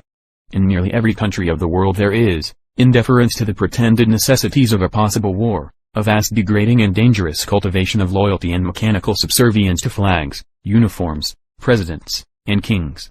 A president or king who does his appointed work well and righteously is entitled to as much subservience as a bricklayer who does his work well and righteously and to no more, but instead there is a sustained endeavor to give him the privileges of an idol above criticism or reproach. And the organized worship of flags has become, with changing conditions of intercourse and warfare, an entirely evil misdirection of the gregarious impulses of our race. Emotion and sentimentality are evoked in the cause of disciplines and cooperations that could quite easily be sustained and that are better sustained by rational conviction. The open conspiracy is necessarily opposed to all such implacable loyalties, and still more so to the aggressive assertion and propaganda of such loyalties. When these things take the form of suppressing reasonable criticism and forbidding even the suggestion of other forms of government, they become plainly antagonists to any comprehensive project for human welfare. They become manifestly, from the wider point of view, seditious, and loyalty to king and country passes into plain treason to mankind. Almost everywhere, at present, educational institutions organize barriers in the path of progress, and there are only the feeblest attempts at any counter-education that will break up these barriers. There is little or no effort to restrain the aggressive nationalist when he waves his flag against the welfare of our race, or to protect the children of the world from the infection of his enthusiasms. And this last is as true now of the American system as it is of any European state. 50. The open conspiracy. In the great mass of the modern community there is little more than a favorable acquiescence in patriotic ideas and in the worship of patriotic symbols, and that is based largely on such training. These things are not necessary things for the generality of today.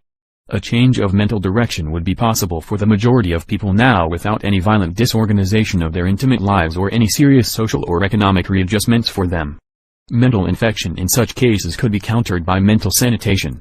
A majority of people in Europe, and a still larger majority in the United States and the other American republics, could become citizens of the world without any serious hindrance to their present occupations, and with an incalculably vast increase of their present security.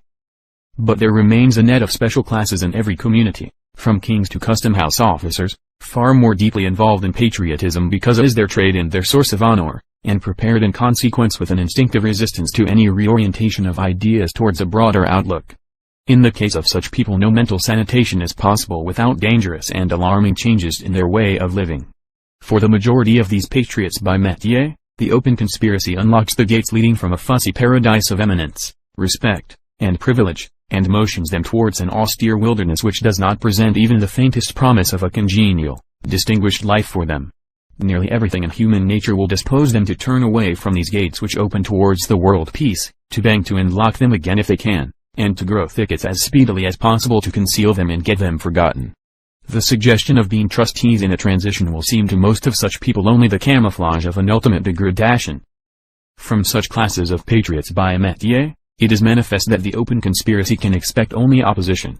It may detach individuals from them, but only by depriving them of their essential class loyalties and characteristics. the class as a class will remain nonetheless antagonistic. About royal courts and presidential residences, in diplomatic, consular, military, and naval circles, and wherever people wear titles and uniforms and enjoy pride and precedences based on existing political institutions, there will be the completest general inability to grasp the need for the open conspiracy. These people and their womankind, their friends and connections, their servants and dependents, are fortified by time-honored traditions of social usage, of sentiment and romantic prestige. They will insist that they are reality and cosmopolis a dream. Only individuals of exceptional liveliness, rare intellectual power, and innate moral force can be expected to break away from the anti-progressive habits such class conditions impose upon them. This tangle of traditions and loyalties, of interested trades and professions, of privileged classes and official patriots, this complex of human beings embodying very easy and natural and time-honored ideas of eternal national separation and unending international and class conflict, is the main objective of the open conspiracy in its opening phase. This tangle must be the war. Tradition. 5i. Disentangled as the open conspiracy advances, and until it is largely disentangled and cleared up, that open conspiracy cannot become anything very much more than a desire and a project. This tangle of necessary patriots, as one may call them, is different in its nature, less intricate and extensive proportionally in the United States and the states of Latin America, than it is in the old European communities, but it is nonetheless virulent in its action on that account. It is only recently that military and naval services have become important factors in American social life, and the really vitalizing contact of the interested patriot and the state has hitherto centered mainly upon the custom house and the concession. Instead of a mellow and romantic loyalty to king and country, the American thinks simply of America and his flag. The American exaggeration of patriotism began as a resistance to exploitation from overseas. Even when political and fiscal freedom were won, there was a long phase of industrial and financial dependence.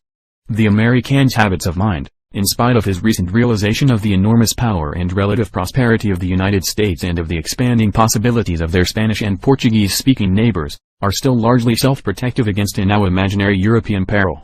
For the first 3/4 of the 19th century, the people of the American continent, and particularly the people of the United States, felt the industrial and financial ascendancy of Great Britain and had a reasonable fear of European attacks upon their continent. A growing tide of immigrants of uncertain sympathy threatened their dearest habits. Flag worship was imposed primarily as a repudiation of Europe. Europe no longer looms over America with overpowering intimations. American industries no longer have any practical justification for protection. American finance would be happier without it, but the patriotic interests are so established now that they go on and will go on. No American statesman who ventures to be cosmopolitan in his utterance and outlook is likely to escape altogether from the raucous attentions of the patriotic journalist. We have said that the complex of classes in any country interested in the current method of government is sustained by traditions and impelled by its nature and conditions to protect itself against exploratory criticism. It is therefore unable to escape from the forms of competitive and militant nationalism in which it was evolved. It cannot, without grave danger of enfeeblement, change any such innate form. So that while parallel complexes of patriotic classes are found in greater or less intricacy grouped about the flags and governments of most existing states, these complexes are by their nature obliged to remain separate, nationalist, and mutually antagonistic. You cannot expect a world union of soldiers or diplomatists. Their existence and nature depend upon the idea that national separation is real and incurable, and that war, in the long run, is unavoidable. Their conceptions of loyalty involve an antagonism to all foreigners, even to foreigners of exactly the same types as themselves, and make for a continual campaign of annoyances, suspicions, and precautions, together with a general. 52. The open conspiracy. Propaganda, affecting all other classes, of the necessity of an international antagonism, that creeps persistently towards war. But while the methods of provoking war employed by the patriotic classes are traditional, modern science has made a new and enormously more powerful thing of warfare and, as the Great War showed, even the most conservative generals on both sides are unable to prevent the gigantic interventions of the mechanician and the chemist. So that a situation is brought about in which the militarist element is unable to fight without the support of the modern industrial organization and the acquiescence of the great mass of people. We are confronted therefore at the present time with the paradoxical situation that a patriotic tradition sustains in power and authority warlike classes who are quite incapable of carrying on war. The other classes to which they must go for support when the disaster of war is actually achieved are classes developed under peace conditions, which not only have no positive advantage in war, but must, as a whole, suffer great dislocation, discomfort, destruction, and distress from war. It is of primary importance therefore, to the formerly dominant classes that these new social masses and powers should remain under the sway of the old social, sentimental, and romantic traditions, and equally important is it to the open conspiracy that they should be released. Here we bring into consideration another great complex of persons, interests, traditions, the world of education, the various religious organizations, and, beyond these, the ramifying, indeterminate world of newspapers and other periodicals, books, the drama, art, and all the instruments of presentation and suggestion that mold opinion and direct action. The sum of the operations of this complex will be either to sustain or to demolish the old nationalist militant ascendancy. Its easiest immediate course is to accept it. Educational organizations on that account are now largely a conservative force in the community. They are in most cases directly controlled by authority and bound officially as well as practically to respect current fears and prejudices. It evokes fewer difficulties for them if they limit and mold rather than release the young. The schoolmaster tends, therefore, to accept and standardize and stereotype, even in the living, progressive fields of science and philosophy. Even there he is a brake on the forward movement. It is clear that the open conspiracy must either continually disturb and revivify him or else frankly antagonize him. Universities also struggle between the honorable past on which their prestige rests, and the need of adaptation to a world of inquiry, experiment, and change. It is an open question whether these particular organizations of intellectual prestige are of any real value in the living world. A modern world plan de novo would probably produce nothing like a contemporary university. Modern research, one may argue, would be stimulated rather than injured by complete detachment from the lingering medievalism of such institutions, their entanglement with adolescent education, and their ancient and contagious conceptions of precedence and honor. Ordinary religious organizations, again, exist for self-preservation and are prone to follow rather than direct the currents of popular thought. The war. Tradition. 53. They are kept alive, indeed, by revivalism and new departures which at the outset they are repugnant to resist, as the Catholic Church, for instance, resisted the Franciscan awakening, but their formal disposition is conservative. They say to religious development, thus far and no farther. Here, in school, college, and church, are activities of thought and instruction which, generally speaking, drag upon the wheels of progress, but which need not necessarily do so. A schoolmaster may be original, stimulating, and creative, and if he is fortunate and a good fighter he may even achieve considerable worldly success. University teachers and investigators may strike out upon new lines and yet escape destruction by the older dawns. Universities compete against other universities at home and abroad and cannot altogether yield to the forces of dullness and subservience. They must maintain a certain difference from vulgar opinion and a certain repute of intellectual virility. As we pass from the more organized to the less organized intellectual activities, we find conservative influence declining in importance, and a freer play for the creative drive. Freshness is a primary condition of journalistic, literary, and artistic success, and orthodoxy has nothing new to say or do. But the desire for freshness may be satisfied all too readily by merely extravagant, superficial, and incoherent inventions. The influence of this old traditional nationalist social and political hierarchy which blocks the way to the new world is not, however, exerted exclusively through its control over schools and universities. Nor is that indeed its more powerful activity. Would that it were. There is also a direct, less defined contact of the old order with the nascent powers, that plays a far more effective part in delaying the development of the modern world commonweal. Necessarily the old order has determined the established way of life, which is, at its best, large, comfortable, amusing, respected. It possesses all the entrances and exits and all the controls of the established daily round. It is able to exact, and it does exact, almost without design, many conformities. There can be no very ample social life, therefore, for those who are conspicuously dissentient. Again the old order has a complete provision for the growth, welfare, and advancement of its children. It controls the founts of honor and self-respect, it provides a mapped-out world of behavior. The new initiatives make their appearance here and there in the form of isolated individuals, here an inventor, there a bold organizer or a vigorous thinker.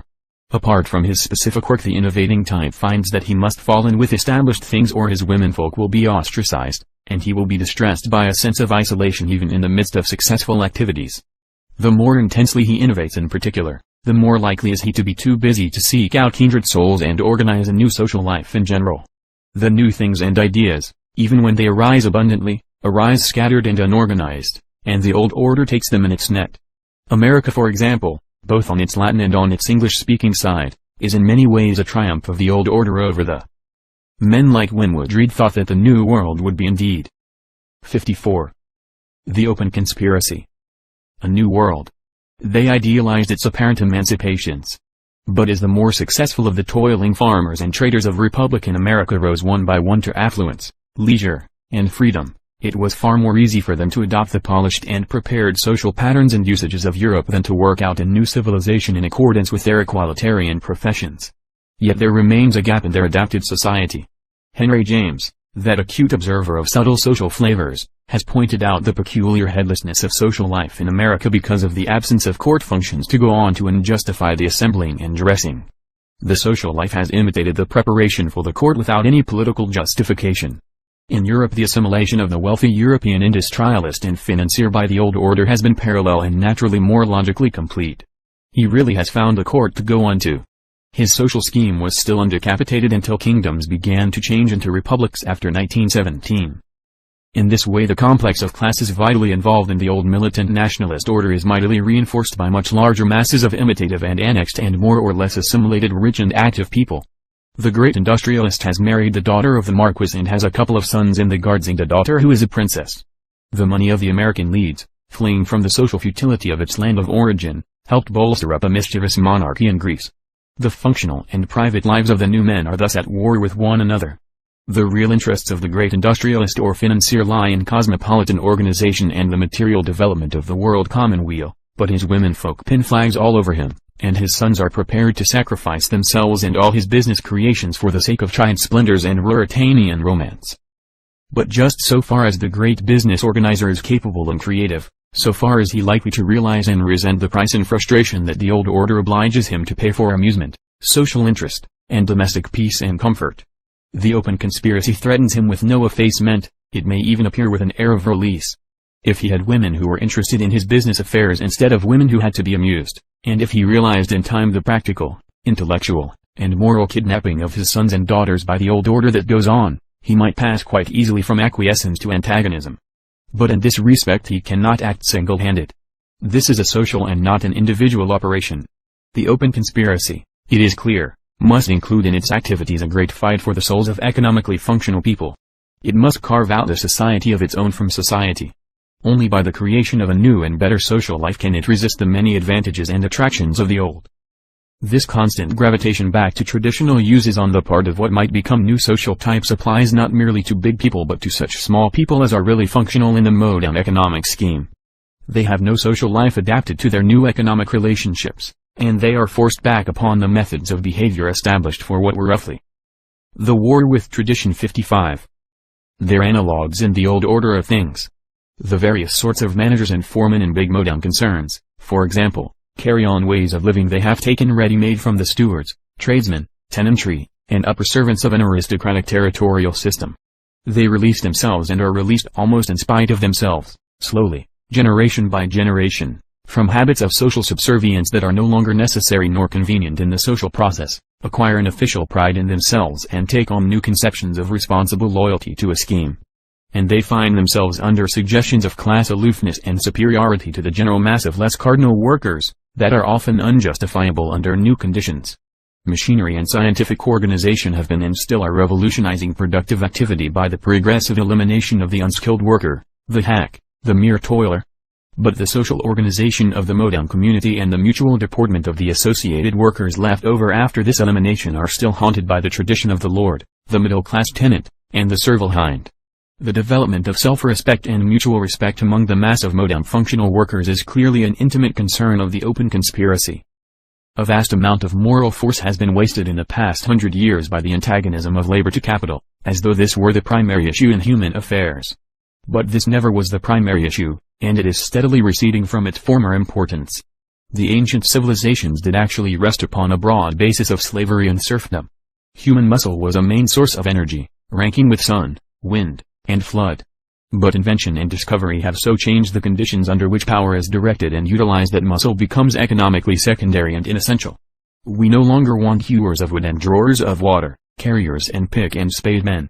We no longer want that breeding swarm of hefty sweaty bodies without which the former civilizations could not have endured.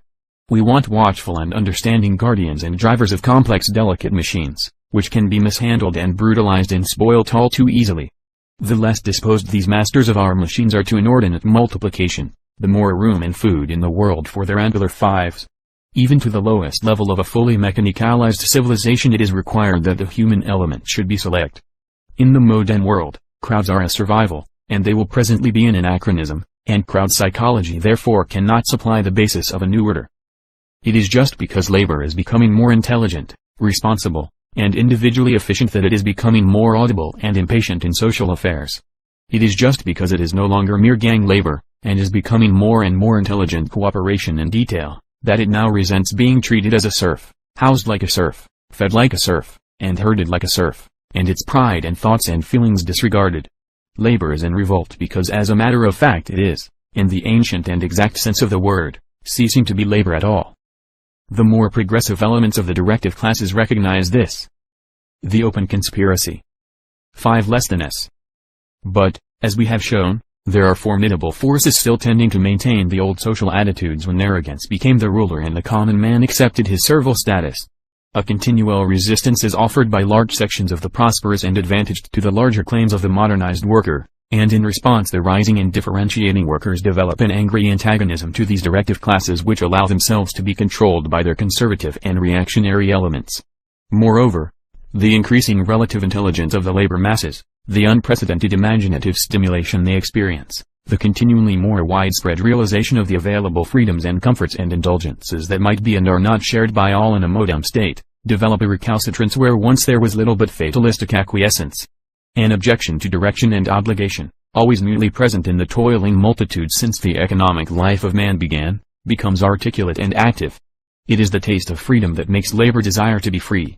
This series of frictions is a quite inevitable aspect of social reorganization, but it does not constitute a primary antagonism in the process. The class war was invented by the classes. It is a natural tradition of the upper strata of the old order. It was so universally understood that there was no need to state it. It is implicit in nearly all the literature of the world before the 19th century, except the Bible, the Quran, and other sequelae. The class war of the Marxist is merely a poor snobbish imitation, a tautologue, a pathetic, stupid, indignant reversal of and retort to the old arrogance, a pathetic upward arrogance. These conflicts cut across rather than oppose or help the progressive development to which the open conspiracy devotes itself. Labor, awakened, inquiring, and indignant, is not necessarily progressive. If the ordinary undistinguished worker is no longer to be driven as a beast of burden, he has, which also goes against the grain, to be educated to as high a level of cooperative efficiency as possible. He has to work better, even if he works for much shorter hours and under better conditions, and his work must be subordinated work still. He cannot become en masse sole owner and master of a scheme of things he did not make and is incapable of directing. Yet this is the ambition implicit in an exclusively labor movement. Either the labor revolutionary hopes to catch the services of exceptional people without acknowledgement or return on sentimental grounds, or he really believes that anyone is as capable as anyone else, if not more so. The worker at a low level may be flattered by dreams of class-conscious mass dominion from which all sense of inferiority is banished, but they will remain dreams. The deep instinctive jealousy of the commonplace individual for outstanding quality and novel initiative may be organized and turned to sabotage and destruction, masquerading as and aspiring to be a new social order, but that will be a blind alley and not the road of progress. Our hope for the human future does not lie in crowd psychology and the indiscriminating rule of universal democracy. The open conspiracy can have little use for mere resentments as a driving force towards its ends. It starts with a proposal not to exalt the labor class. The war with tradition 57. But to abolish it, its sustaining purpose is to throw drudges out of employment and eliminate the inept, and it is far more likely to incur suspicion and distrust in the lower ranks of the developing industrial order of today than to win support there. There, just as everywhere else in the changing social complexes of our time, it can appeal only to the exceptionally understanding individual who can without personal humiliation consider his present activities and relationships as provisional and who can, without taking offense, endure a searching criticism of his present quality and mode of living. 12. The resistances of the less industrialized peoples to the drive of the open conspiracy. So far, in our accounting of the Power's 5 institutions, dispositions, types, and classes which will be naturally opposed to the open conspiracy, we have surveyed only such territory in the domain of the future world common as is represented by the complex, progressive, highly industrialized communities, based on the preceding landlord-soldier, tenant, town merchant, and tradesman system, of the Atlantic type.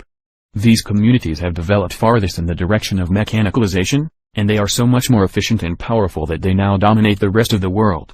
India, China, Russia, Africa present melanges of social systems, thrown together, outpaced, overstrained, shattered, invaded, exploited, and more or less subjugated by the finance, machinery, and political aggressions of the Atlantic, Baltic, and Mediterranean civilization. In many ways they have an air of assimilating themselves to that civilization, evolving modern types and classes, and abandoning much of their distinctive traditions. But what they take from the West is mainly the new developments, the material achievements, rather than the social and political achievements, that, empowered by modern inventions, have won their way to world predominance.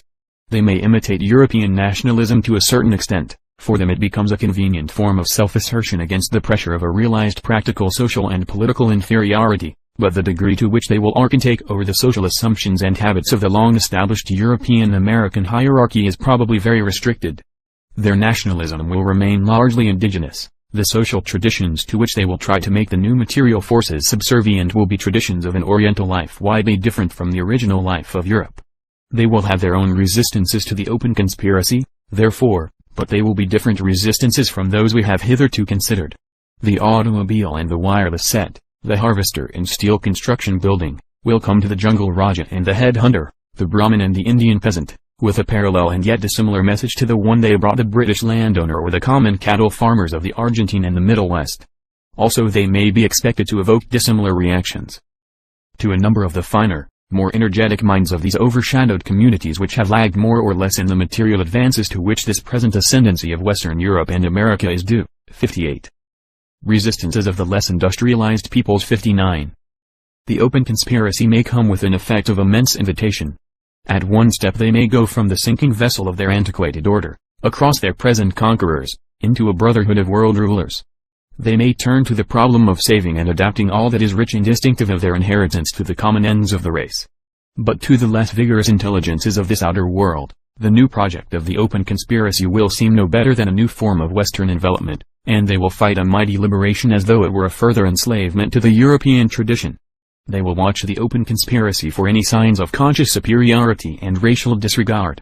Necessarily they will recognize it as a product of Western mentality, and they may well be tempted to regard it as an elaboration and organization of current dispositions rather than the evolution of a new phase which will make no discrimination at last between the effete traditions of either East or West. Their suspicions will be sustained and developed by the clumsy and muddle-headed political and economic aggressions of the contemporary political and business systems, such as they are, of the West, now in progress. Behind that cloud of aggression Western thought has necessarily advanced upon them. It could have got to their attention in no other way.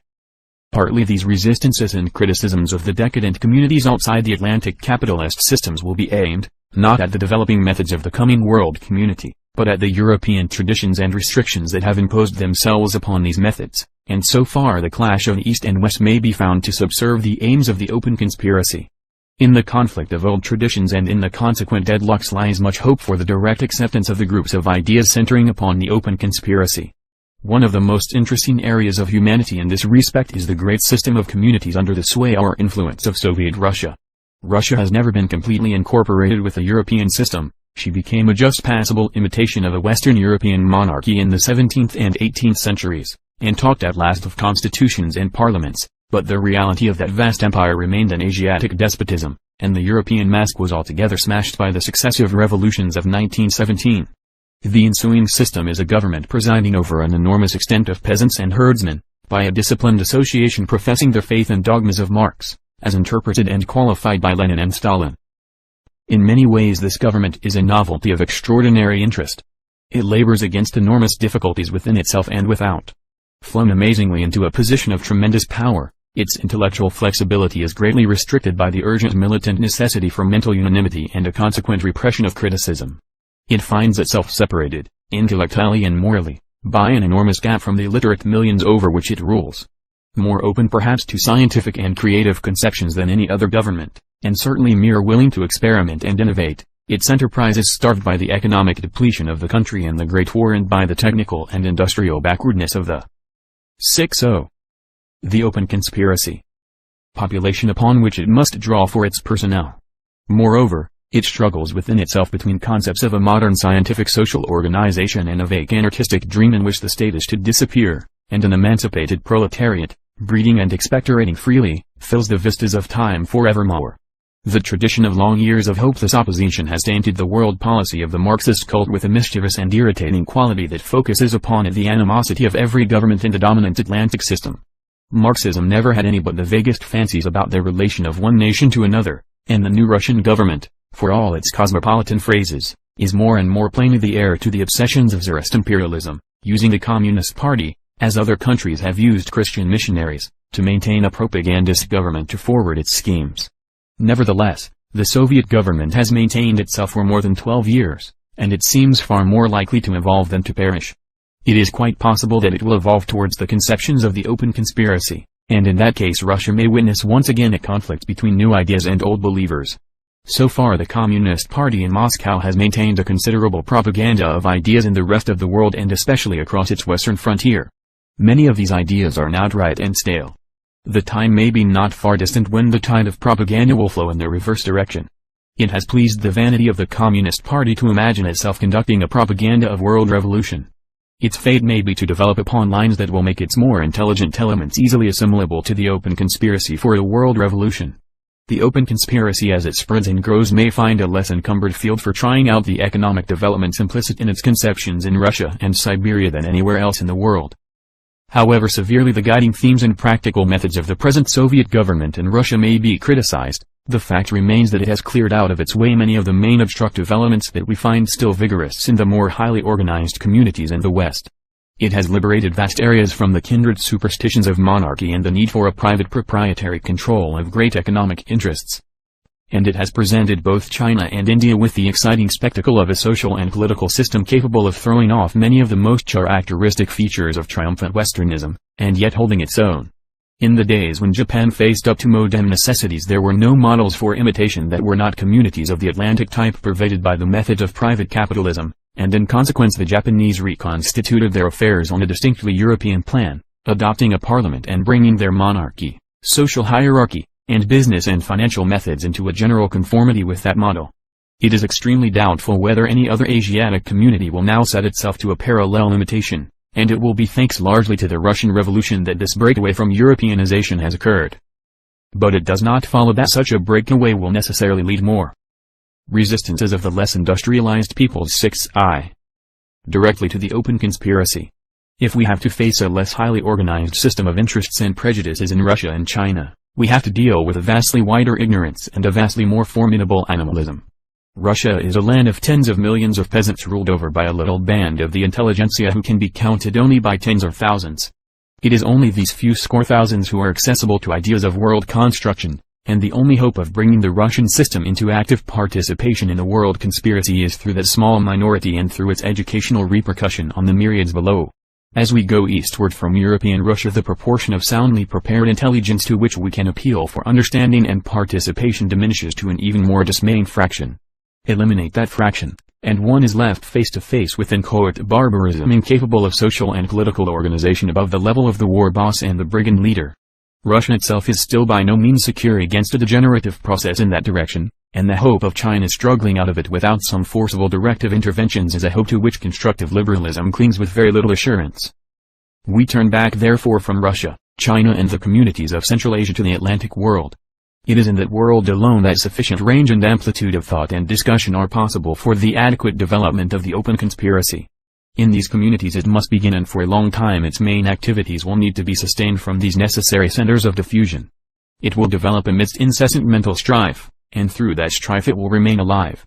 It is no small part of the practical weakness of present-day communism that it attempts to center its intellectual life and its directive activities in Moscow and so cuts itself off from the free and open discussions of the Western world. Marxism lost the world when it went to Moscow and took over the traditions of Tsarism, as Christianity lost the world when it went to Rome and took over the traditions of Tsar. Entrenched in Moscow from searching criticism, the Marxist ideology may become more and more dogmatic and unprogressive, repeating its sacred credo and issuing its disregarded orders to the proletariat of the world, and so stay ineffectively crystallized until the rising tide of the open conspiracy submerges, dissolves it afresh, and incorporates whatever it finds assimilable. India, like Japan, is cut off from the main body of Asiatic affairs. But while Japan has become a formally westernized nationality in the comedy of such nations, India remains a world in itself. In that one peninsula nearly every type of community is to be found, from the tribe of jungle savages, through a great diversity of barbaric and medieval principalities, to the child and women sweating factories and the vigorous modern commercialism of Bombay. Over it all the British imperialism prevails, a constraining and restraining influence, keeping the peace, checking epidemics, increasing their food supply by irrigation and the like, and making little or no effort to evoke responses to modern ideas. Britain in India is no propagandist of modern ferments, all those are left the other side of. 62. The Open Conspiracy. Suez. In India though Britain is a ruler as firm and self-assured and uncreative as the Roman. The old religious and social traditions, the complex customs, castes, taboos, and exclusions of a strangely mixed but unamalgamated community, though a little discredited by this foreign predominance, still hold men's minds. They have been, so to speak, pickled in the preservative of the British Raj. The open conspiracy has to invade the Indian complex in conflict with the prejudices of both ruler and governed. It has to hope for individual breaches in the dull Romanism of the administration, here a genuine educationist, here a creative civil servant, here an official touched by the distant stir of the living homeland, and it has to try to bring these types into a cooperative relationship with a fine native scholar here or an active-minded prince or landowner or industrialist there. As the old methods of passenger transport are superseded by flying, it will be more and more difficult to keep the stir of the living homeland out of either the consciousness of the official hierarchy or the knowledge of the recalcitrant native. Very similar to Indian conditions is the state of affairs in the foreign possessions of France, the same administrative obstacles to the open conspiracy above, and below the same resentful subordination, cut off from the mental invigoration of a responsibility. Within these areas of restraint, India and its lesser, simpler parallels in North Africa, Syria and the Far East, there goes on a rapid increase of low-grade population, undersized physically and mentally, and retarding the mechanical development of civilization by its standing offer of cheap labor to the unscrupulous entrepreneur, and possible feeble insurrectionary material to the unscrupulous political adventurer. It is impossible to estimate how slowly or how rapidly the knowledge and ideas that have checked the rate of increase of all the Atlantic populations may be diffused through these less alert communities. We must complete our survey of the resistances against which the open conspiracy has to work by a few words about the Negro world and the regions of forest and jungle in which barbaric and even savage human fife still escapes the infection of civilization. It seems inevitable that the development of modern means of communication and the conquest of tropical diseases should end in giving access everywhere to modern administration and to economic methods, and everywhere the incorporation of the former wilderness in the modern economic process means the destruction of the material basis, the free hunting, the free access to the soil, of such barbaric and savage communities as still precariously survive. The dusky peoples, who were formerly the lords of these still imperfectly assimilated areas, are becoming exploited workers, slaves, serfs, taxpayers, or laborers to a caste of white immigrants. The spirit of the plantation broods over all these lands. The Negro in America differs only from his subjugated brother in South Africa or Kenya colony in the fact that he also, like his white master, is an immigrant. The situation in Africa and America adjusts itself therefore towards parallel conditions, the chief variation being in the relative proportions of the two races and the details. Resistances of the less industrialized peoples. 63. Of the methods by which black labor is made to serve white ends. In these black and white communities which are establishing themselves in all those parts of the earth where once the black was native, or in which a subtropical climate is favorable to his existence at a low level of social development, there is, and there is bound to be for many years to come, much racial tension. The steady advance of birth control may mitigate the biological factors of this tension later on, and a general amelioration of manners and conduct may efface that disposition to persecute dissimilar types, which man shares with many other gregarious animals. But meanwhile this tension increases and a vast multitude of lives is strained to tragic issues. To exaggerate the dangers and evils of miscegenation is a weakness of our time. Man interbreeds with all his varieties and yet deludes himself that there are races of outstanding purity, the Nordic, the Semitic, and so forth. These are phantoms of the imagination. The reality is more intricate, less dramatic, and grips less easily upon the mind. The phantoms grip only too well and incite to terrible suppressions. Changes in the number of half-breeds and in the proportion of white and colored are changes of a temporary nature that may become controllable and rectifiable in a few generations. But until this level of civilization is reached, until the color of a man's skin or the kinks in a woman's hair cease to have the value of shibboleths that involve educational, professional, and social extinction or survival, a black and white community is bound to be continually preoccupied by a standing feud too intimate and persuasive to permit of any long views of the world's destiny. We come to the conclusion therefore that it is from the more vigorous, varied, and less severely obsessed centers of the Atlantic civilizations in the temperate zone, with their abundant facilities for publication and discussion, their traditions of mental liberty and their immense variety of interacting free types, that the main beginnings of the open conspiracy must develop. For the rest of the world, its propaganda, finding but poor nourishment in the local conditions, may retain a missionary quality for many years.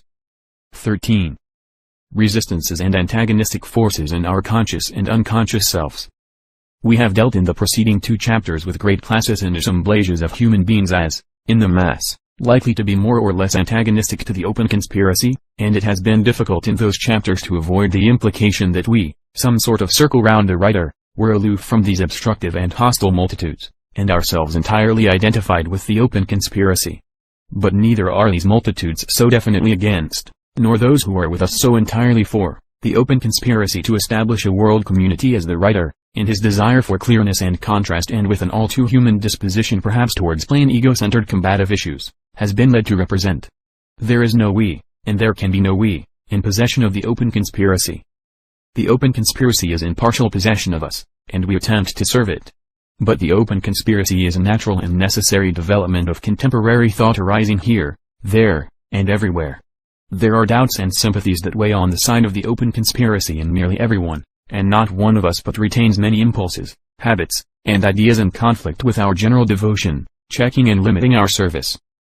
Let us therefore in this chapter cease to discuss classes and types and consider general mental tendencies and reactions which move through all humanity. In our opening chapters we pointed out that religion is not universally distributed throughout human society. And if no one does it seem to have complete possession. It seizes upon some of us and exalts us for 1 hour now and then, for a day now and then, it may leave its afterglow upon our conduct for some time, it may establish restraints and habitual dispositions, sometimes it dominates us with but brief intermissions through long spells, and then we can be saints and martyrs. In all our religious phases there appears a desire to hold the phase, to subdue the rest of our life to the standards and exigencies of that phase. Our quickened intelligence sets itself to a general analysis of our conduct and to the problem of establishing controls over our unilluminated intervals. And when the religious elements in the mind set themselves to such self-analysis, and attempt to order and unify the whole being upon this basis of the service and advancement of the race, they discover first a great series of indifferent moods, wherein the resistance to thought and word for 64. Resistances and antagonistic forces 65. The open conspiracy is merely passive and in the nature of inertia. There is a whole class of states of mind which may be brought together under the head of everydayism. The dinner bell and the playing fields, the cinema and the newspaper, the weekend visit and the factory siren, a host of such expectant things calls to a vast majority of people in our modern world to stop thinking and get busy with the interest in hand, and so on to the next, without a thought for the general frame and drama in which these momentary and personal incidents are set.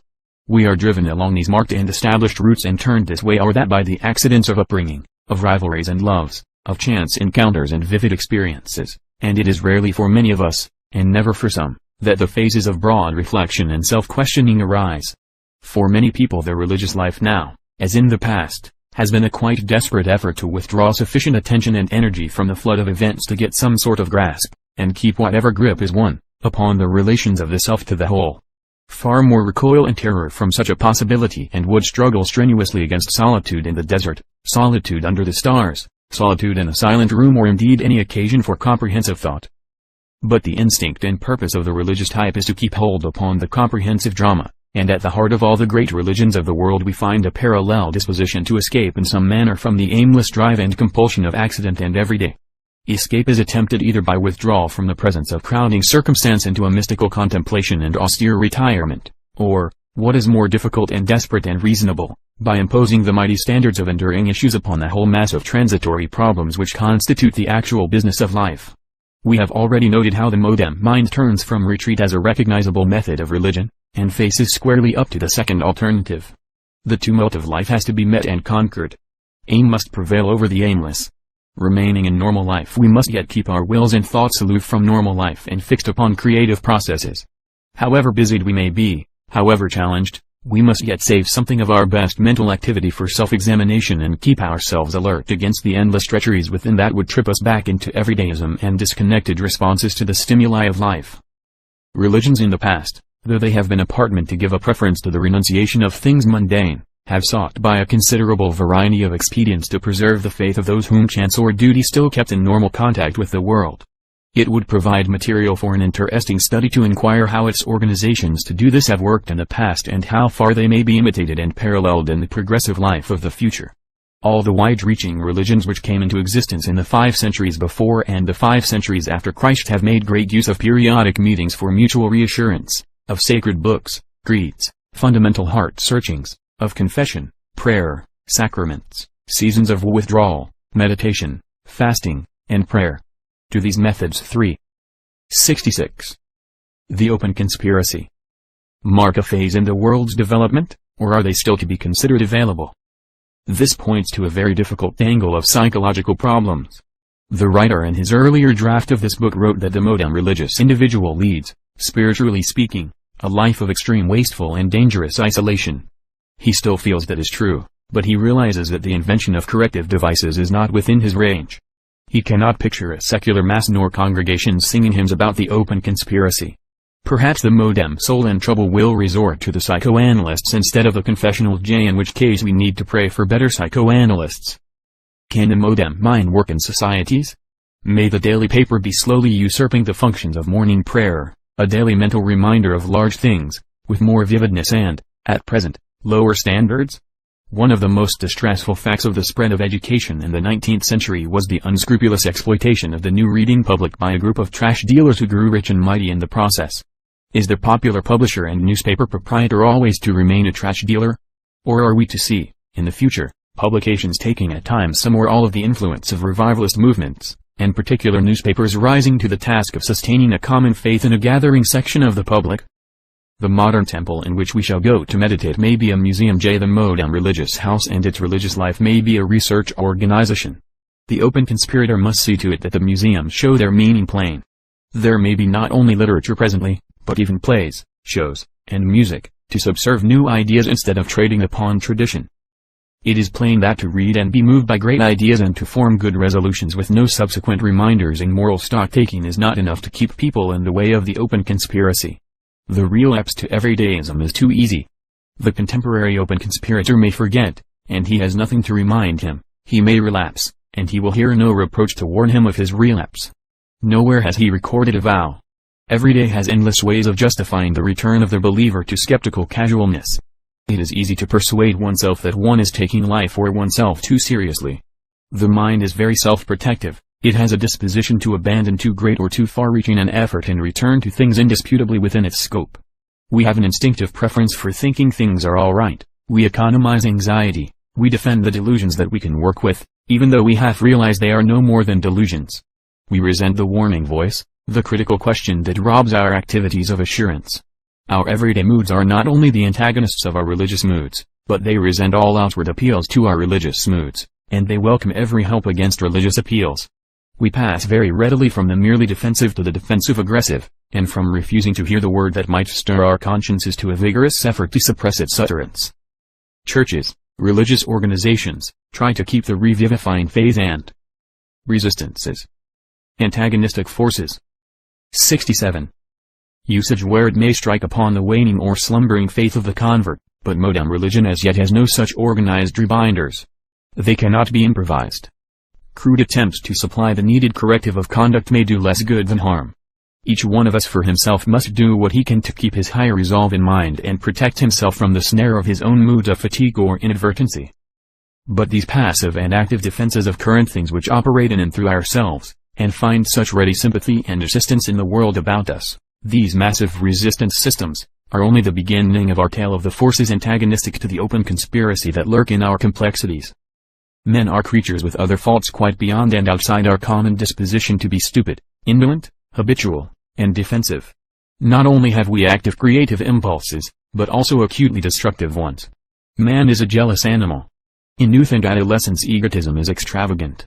It is natural for it to be extravagant, then, and there is no help for it.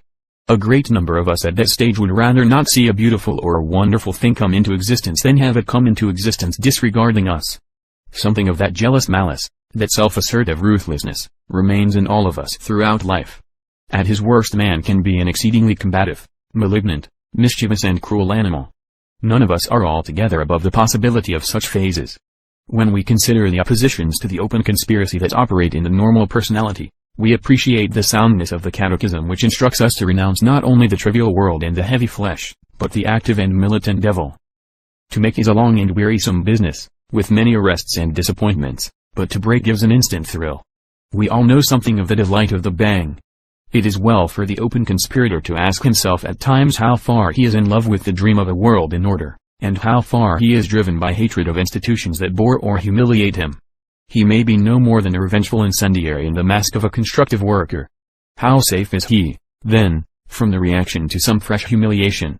The open conspiracy which is now his refuge and vindication may presently fail to give him the compensation he has sought, may offer him no better than a minor role, may display irritating and incomprehensible preferences.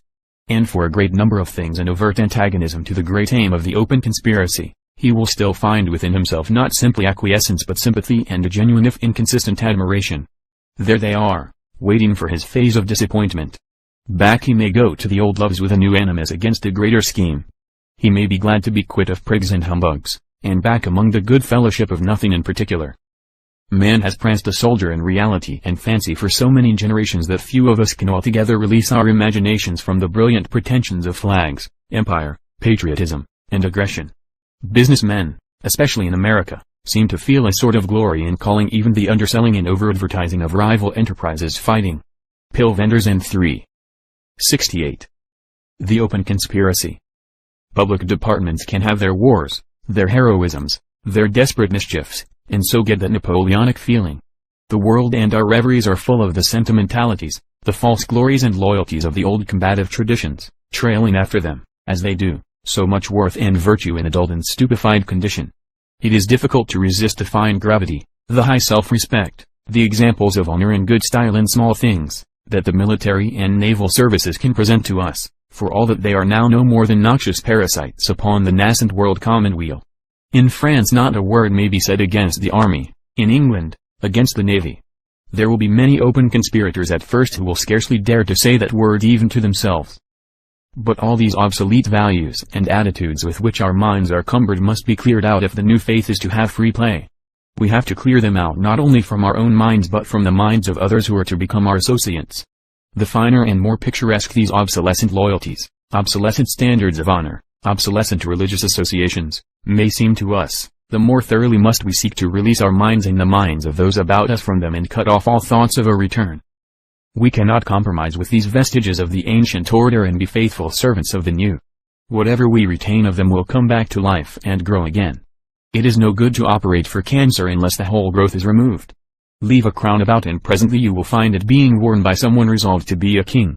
Keep the name and image of a god without a distinct museum label and sooner or later you will discover a worshipper on his knees to it and be lucky not to find a human sacrifice upon the altar. Wave a flag and it will wrap about you. Of yourself even more than of the community is this true, these can be no half measures. You have not yet completed your escape to the open conspiracy from the cities of the plain while it is still possible for you to take a single backward glance. 14. The open conspiracy begins as a movement of discussion, explanation, and propaganda. A new and happier world, a world community, is awakening, within the body of the old order, to the possibility of its emergence. Our phrase, the open conspiracy, is merely a name for that awakening. To begin with, the open conspiracy is necessarily a group of ideas. It is a system of modem ideas which has been growing together in the last quarter of the century, and particularly since the war. It is the reaction of a rapidly progressing biological conception of life and of enlarged historical realizations upon the needs and urgencies of the times. In this book we are attempting to define this system and to give it this provisional name. Essentially at first it is a dissemination of this new ideology that must occur.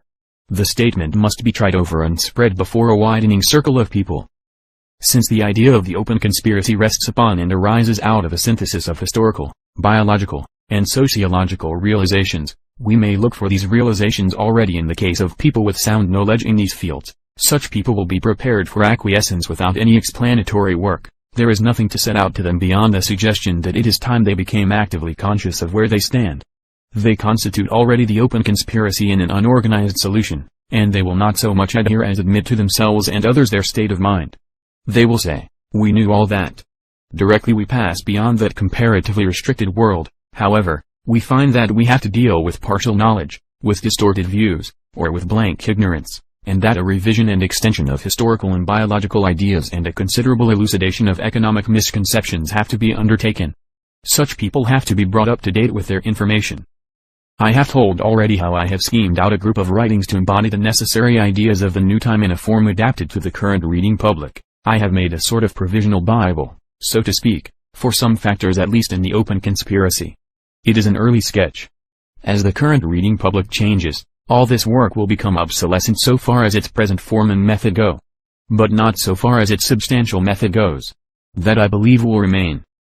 Ultimately this developing mass of biological, historical, and economic information and suggestion must be incorporated in general education if the open conspiracy is to come to its own. At present this propaganda has to go on among adolescents and adults because of the backwardness and 69.70. The open conspiracy. Political conservatism of existing educational organizations.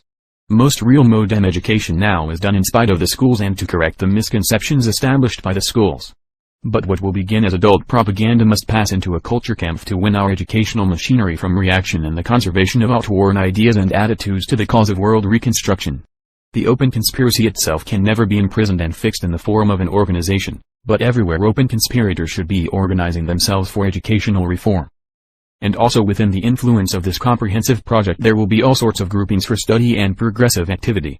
One can presuppose the formation of groups of friends, of family groups, of students and employees or other sorts of people, meeting and conversing frequently in the course of their normal occupations, who will exchange views and find themselves in agreement upon this idea of a constructive change of the world as the guiding form of human activities. Fundamentally important issues upon which unanimity must be achieved from the outset are: firstly, the entirely provisional nature of all existing governments, and the entirely provisional nature, therefore, of all loyalties associated therewith. Secondly, the supreme importance of population control in human biology and the possibility it affords us of a release from the pressure of the struggle for existence on ourselves, and thirdly, the urgent necessity of protective resistance against the present traditional drift towards war. People who do not grasp the vital significance of these test issues do not really begin to understand the open conspiracy. Groups coming into agreement upon these matters, and upon their general interpretation of history, will be in a position to seek adherents, enlarge themselves, and attempt to establish communication and cooperation with kindred groups for common ends. They can take up a variety of activities to develop a sense and habit of combined action and feel their way to greater enterprises. We have seen already that the open conspiracy must be heterogeneous in origin. Its initial groupings and associations will be of no uniform pattern. They will be of a very different size, average age, social experience, and influence. Their particular activities will be determined by these things. Their diverse qualities and influences will express themselves by diverse attempts at organization, each effective in its own sphere. A group or movement of students may find itself capable of little more than self-education and personal propaganda. A handful of middle-class people in a small town may find its small resources fully engaged at first in such things as, for example, seeing that desirable literature is available for sale or in the local public library, protecting books and news vendors from suppression, or influencing local teachers. Most parents of school children can press for the teaching of universal history and sound biology and protest against the inculcation of aggressive patriotism. There is much scope for the single. The open conspiracy as a movement of discussion 71. Individual in this direction.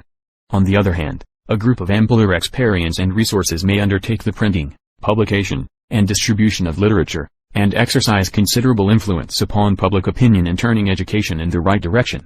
The League of Nations movement, the birth control movement, and most radical and socialist societies, are fields into which open conspirators may go to find adherents more than half prepared for their wider outlook. The open conspiracy is a fuller and ampler movement into which these incomplete activities must necessarily merge as its idea takes possession of men's imaginations. From the outset, the open conspiracy will set its face against militarism.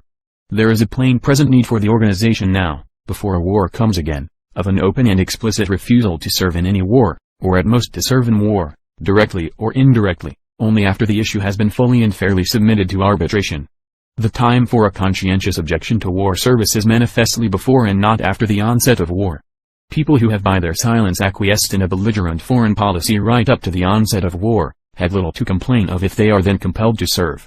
And a refusal to participate with one's country in warfare is a preposterously incomplete gesture unless it is rounded off by the deliberate advocacy of a world pax, a world economic control, and a restrained population, such as the idea of the open conspiracy embodies.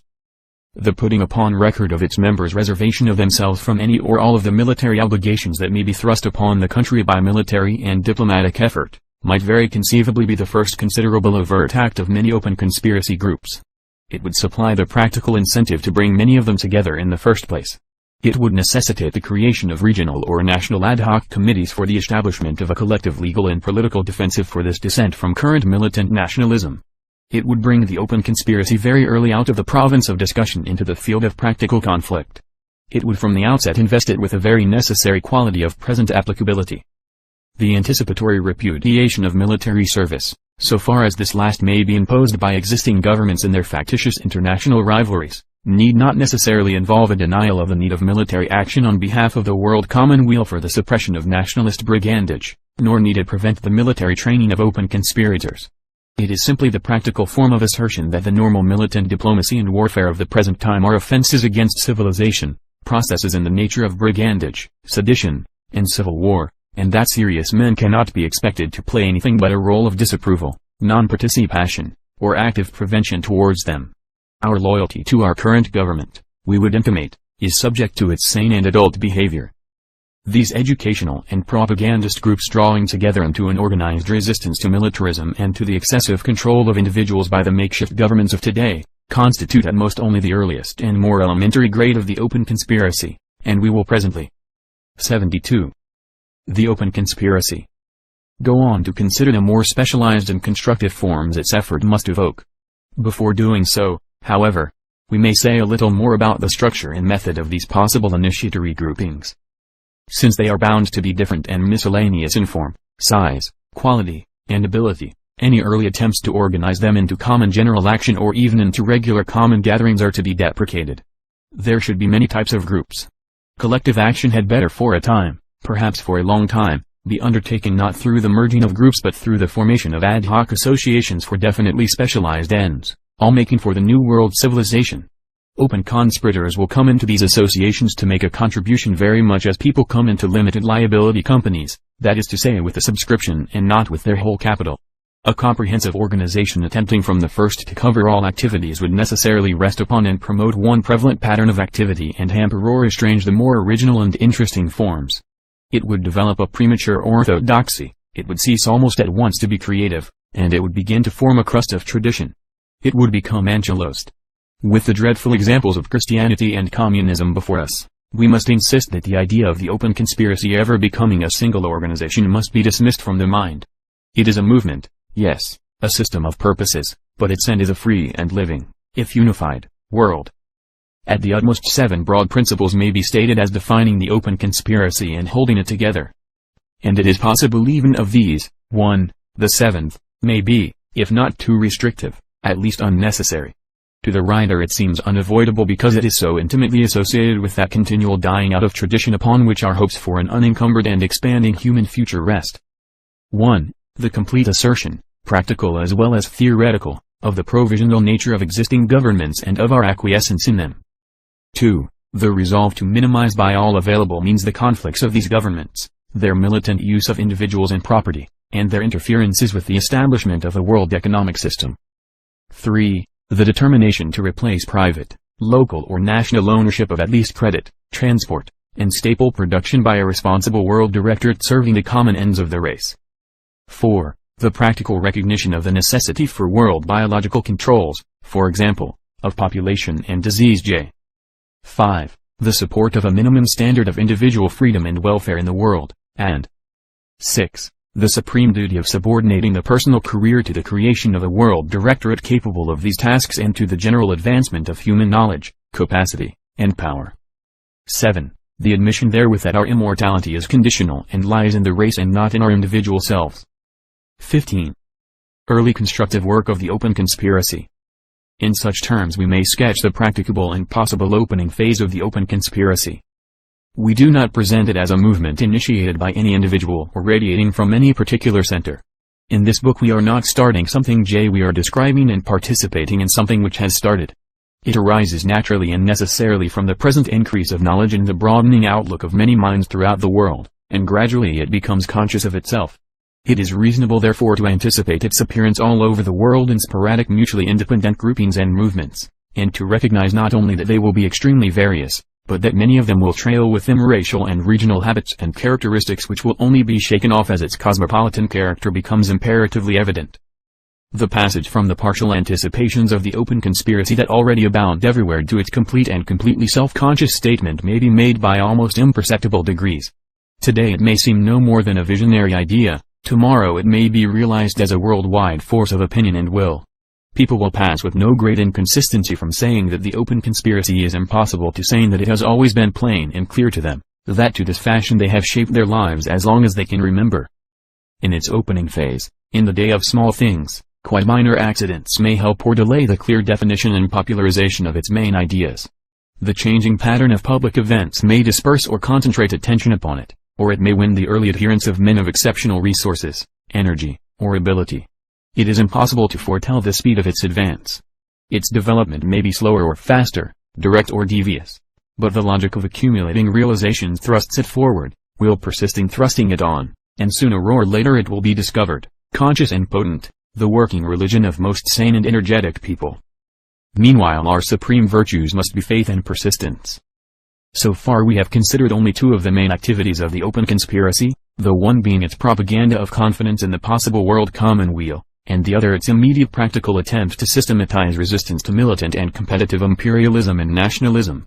But such things are merely its groundwork undertakings, they do no more than clear the site and make the atmosphere possible for its organized constructive efforts. 73. 74. The open conspiracy. Directly we turn to that, we turn to questions of special knowledge, special effort, and special organization. Let us consider first the general advancement of science, the protection and support of scientific research, and the diffusion of scientific knowledge.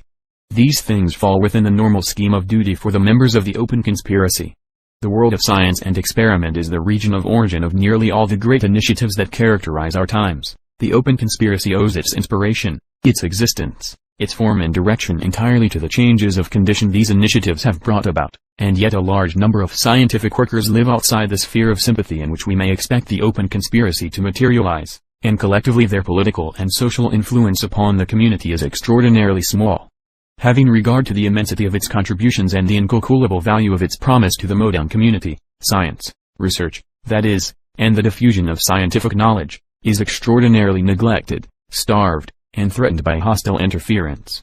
This is largely because scientific work has no strong unifying organization and cannot in itself develop such an organization. Science is a hard mistress, and the first condition of successful scientific work is that the scientific man should stick to his research. The world of science is therefore in itself, at its core, a miscellany of specialists, often very ungracious specialists, and, rather than offer him help and cooperation, it calls for understanding, tolerance, and service from the man of more general intelligence and wider purpose. The company of scientific men is less like a host of guiding angels than like a swarm of marvelous bees, endowed with stings, which must be hived and cherished and multiplied by the open conspiracy. But so soon as we have the open conspiracy at work, putting its case plainly and offering its developing ideas and activities to those most preciously preoccupied men, then reasonably, when it involves no special trouble for them, when it is the line of least resistance for them, they may be expected to fall in with its convenient and helpful aims and find in it what they have hitherto lacked, a common system of political and social concepts to hold them together. When that stage is reached, we shall be saved such spectacles of intellectual prostitution as the last great war offered, when men of science were herded blinking from their laboratories to curse one another upon nationalist lines, and when after the war stupid and wicked barriers were set up to the free communication of knowledge by the exclusion of scientific men of this or that nationality from international scientific gatherings.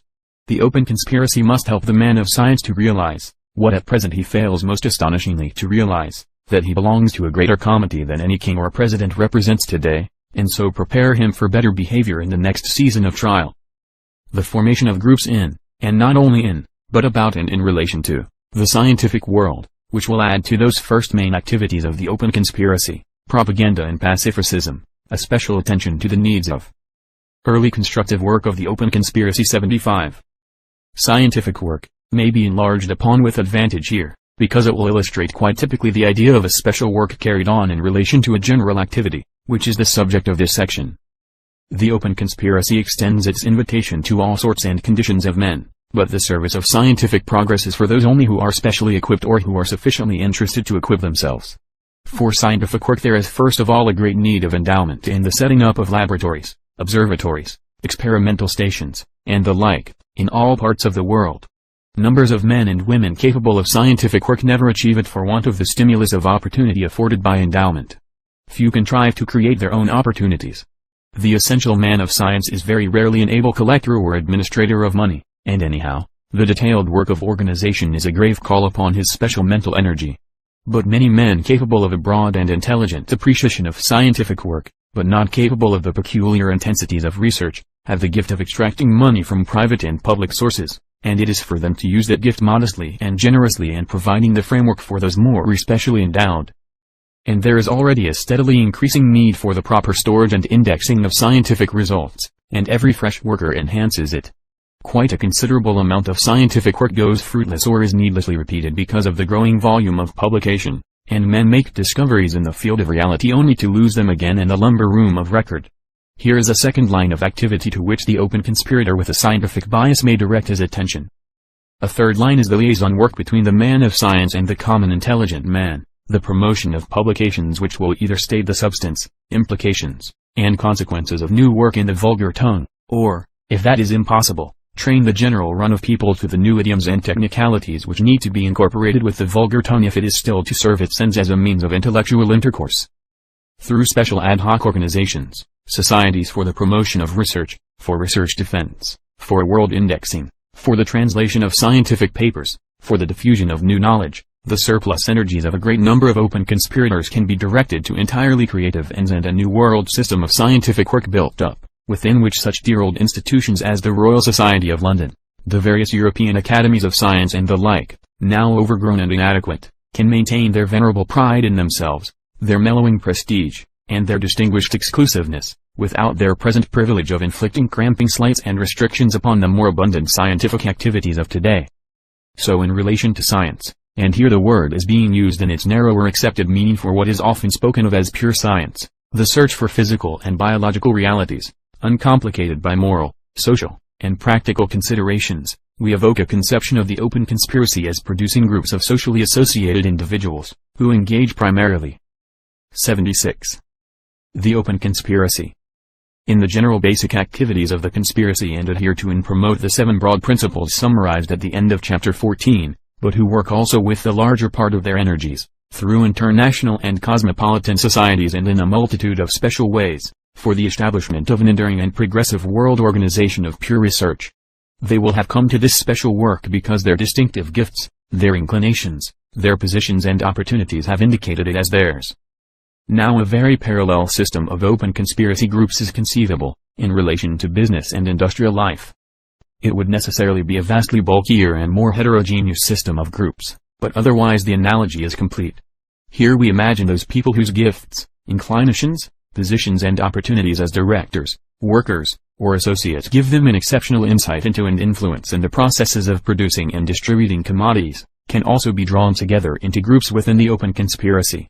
But these groups will be concerned with the huge and more complicated problems of the processes by which even now the small isolated individual adventures in production and trading that constituted the economic life of former civilizations, are giving place to larger, better instructed, better planned industrial organizations, whose operations and combinations become at last worldwide.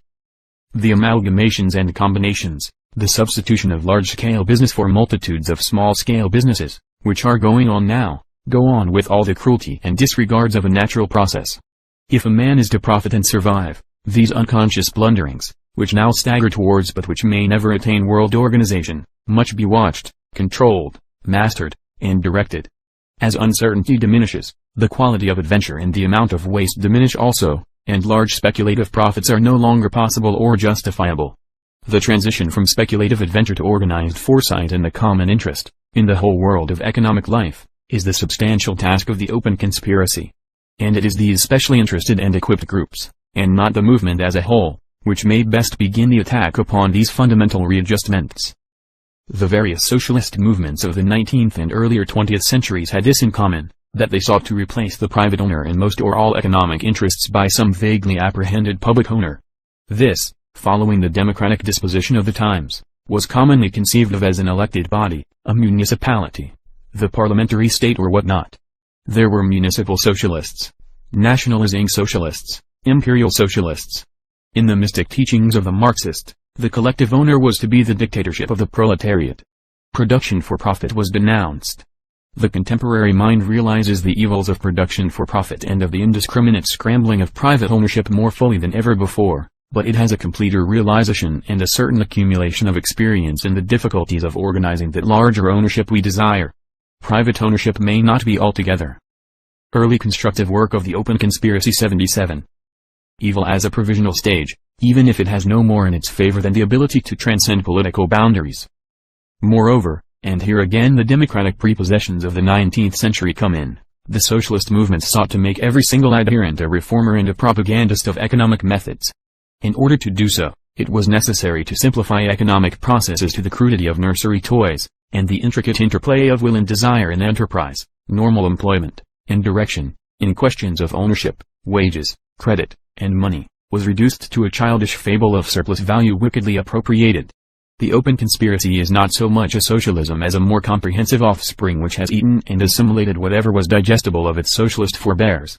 It turns to biology for guidance towards the regulation of quantity and a controlled distribution of the human population of the world, and it judges all the subsidiary aspects of property and pay by the criterion of most efficient production and distribution in relation to the indications thus obtained.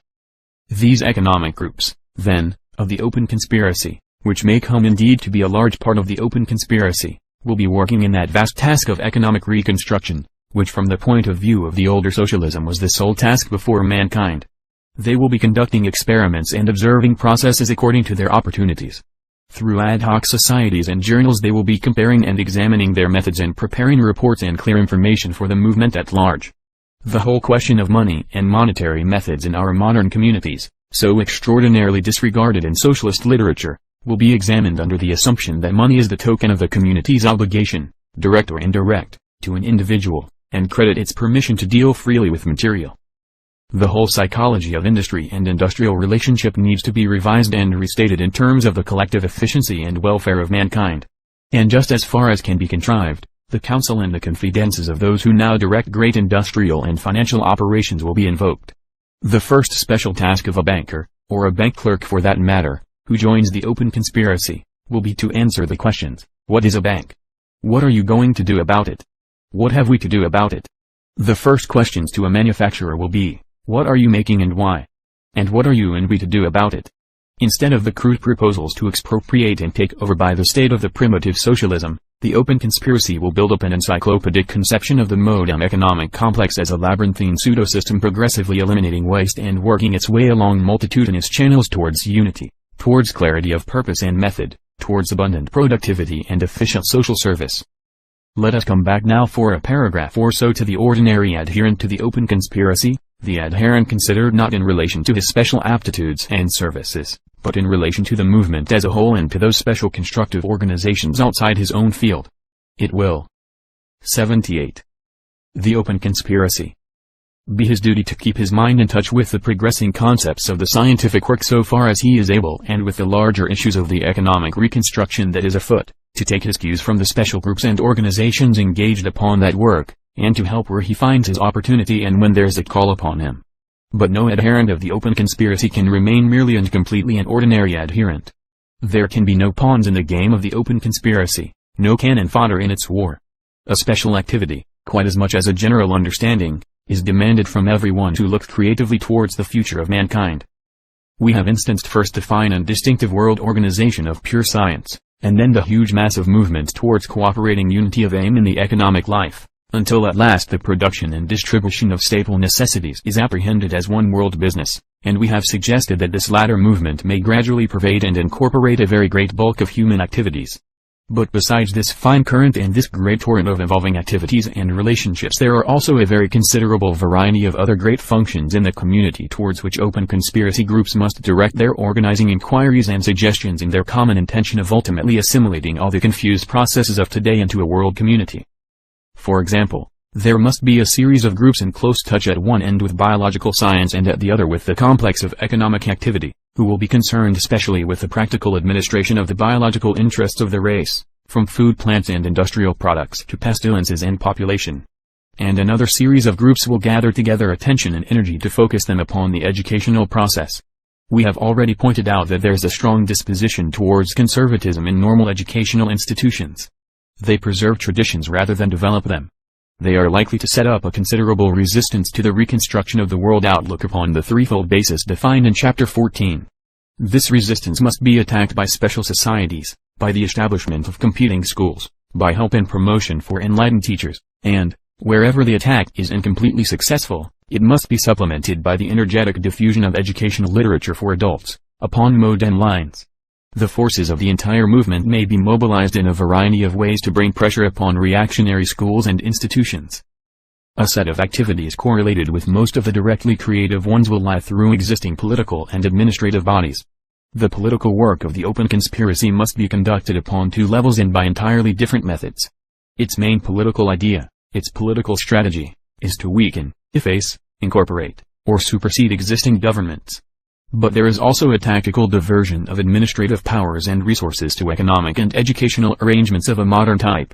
Because a country or a district is inconvenient as a division and destined to ultimate absorption in some more comprehensive and economical system of government, that is no reason why its administration should not be brought meanwhile into working Early constructive work of the open conspiracy. 79. Operation with the development of the open conspiracy. Free trade nationalism in power is better than high tariff nationalism, and pacifist party liberalism better than aggressive party patriotism. This evokes the anticipation of another series of groups, a group in every possible political division, whose task it will be to organize the whole strength of the open conspiracy in that division as an effective voting or agitating force. In many divisions this might soon become a sufficiently considerable bloc to affect the attitudes and pledges of the national politicians. The organization of these political groups into provincial or national conferences and systems would follow hard upon their appearance.